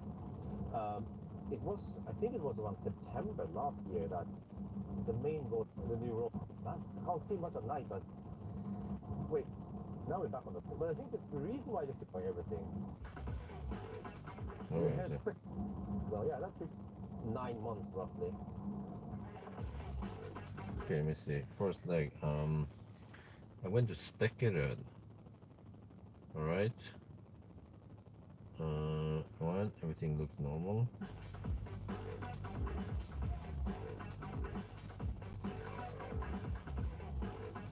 We're here at Speckeröd, and this is going to be a freaking quick pit stop because we arrived at 20%, and already after 1 minute, 20%. We're taking 268 kilowatts.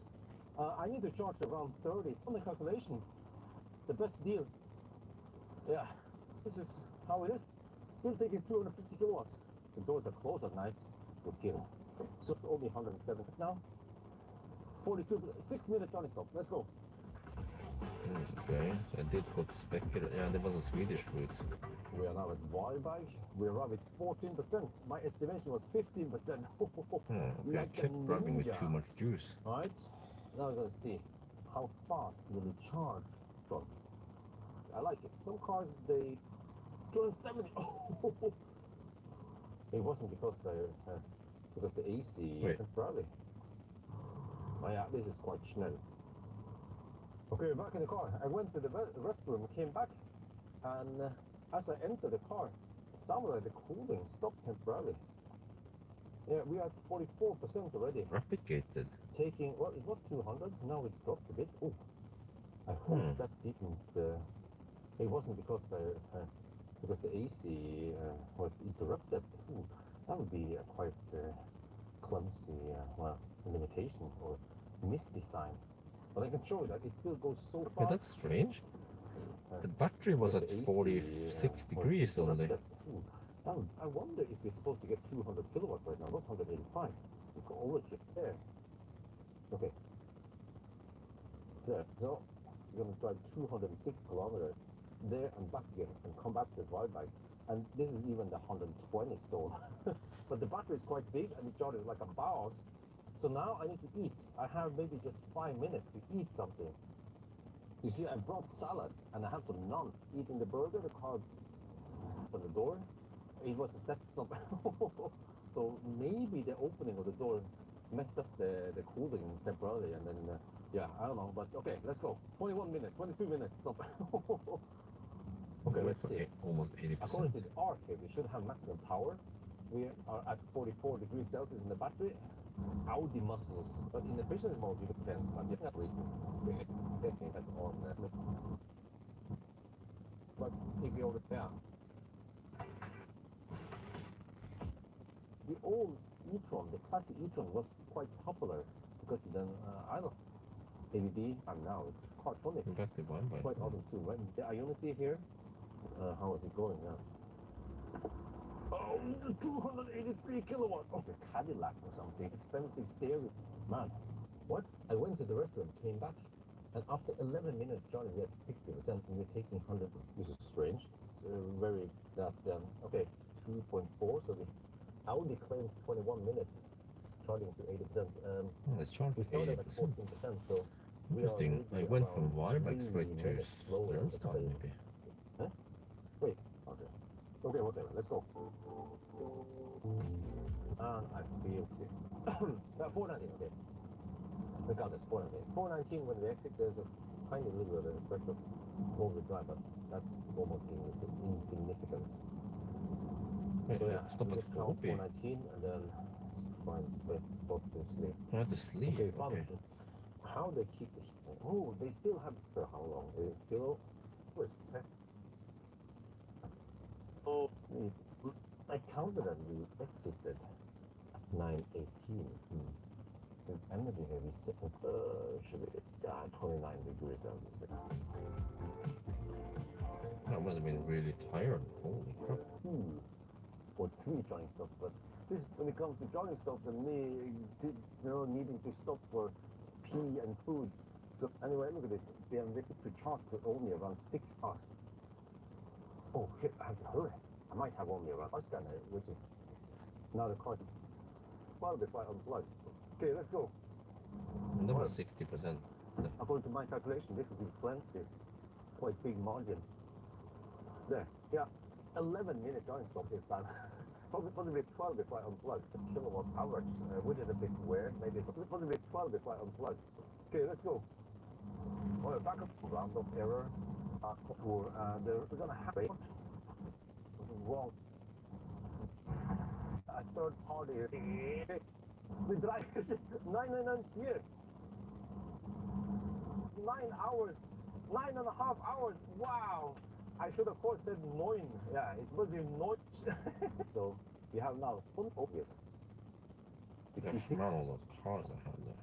I'm sure that one of these are outside, but not after. But okay.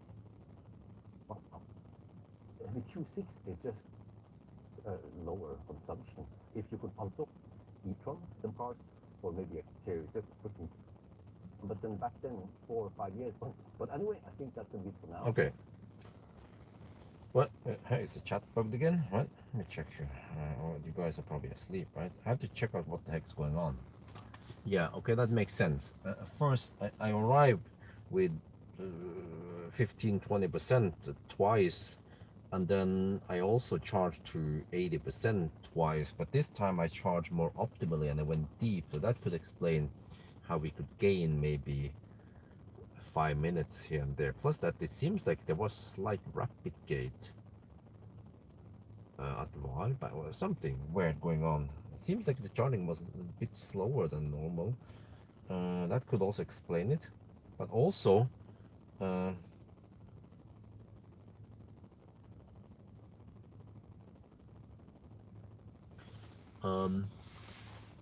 wait, let me see. I charged at quick top up at Speculator just to get to Pawel, and then went back to Pawel, and then so I had 4 charging stops on the last.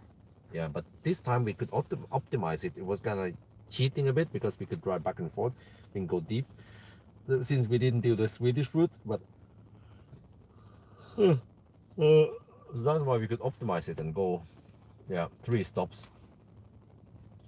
So that could probably explain why it was 9:20 and not 9:30. Yeah. Okay. Right, now I need to make a summary and then go inside and take some sleep. So let's check here. Okay, whatever. Since you guys are quite inactive, I'll just say have a nice evening.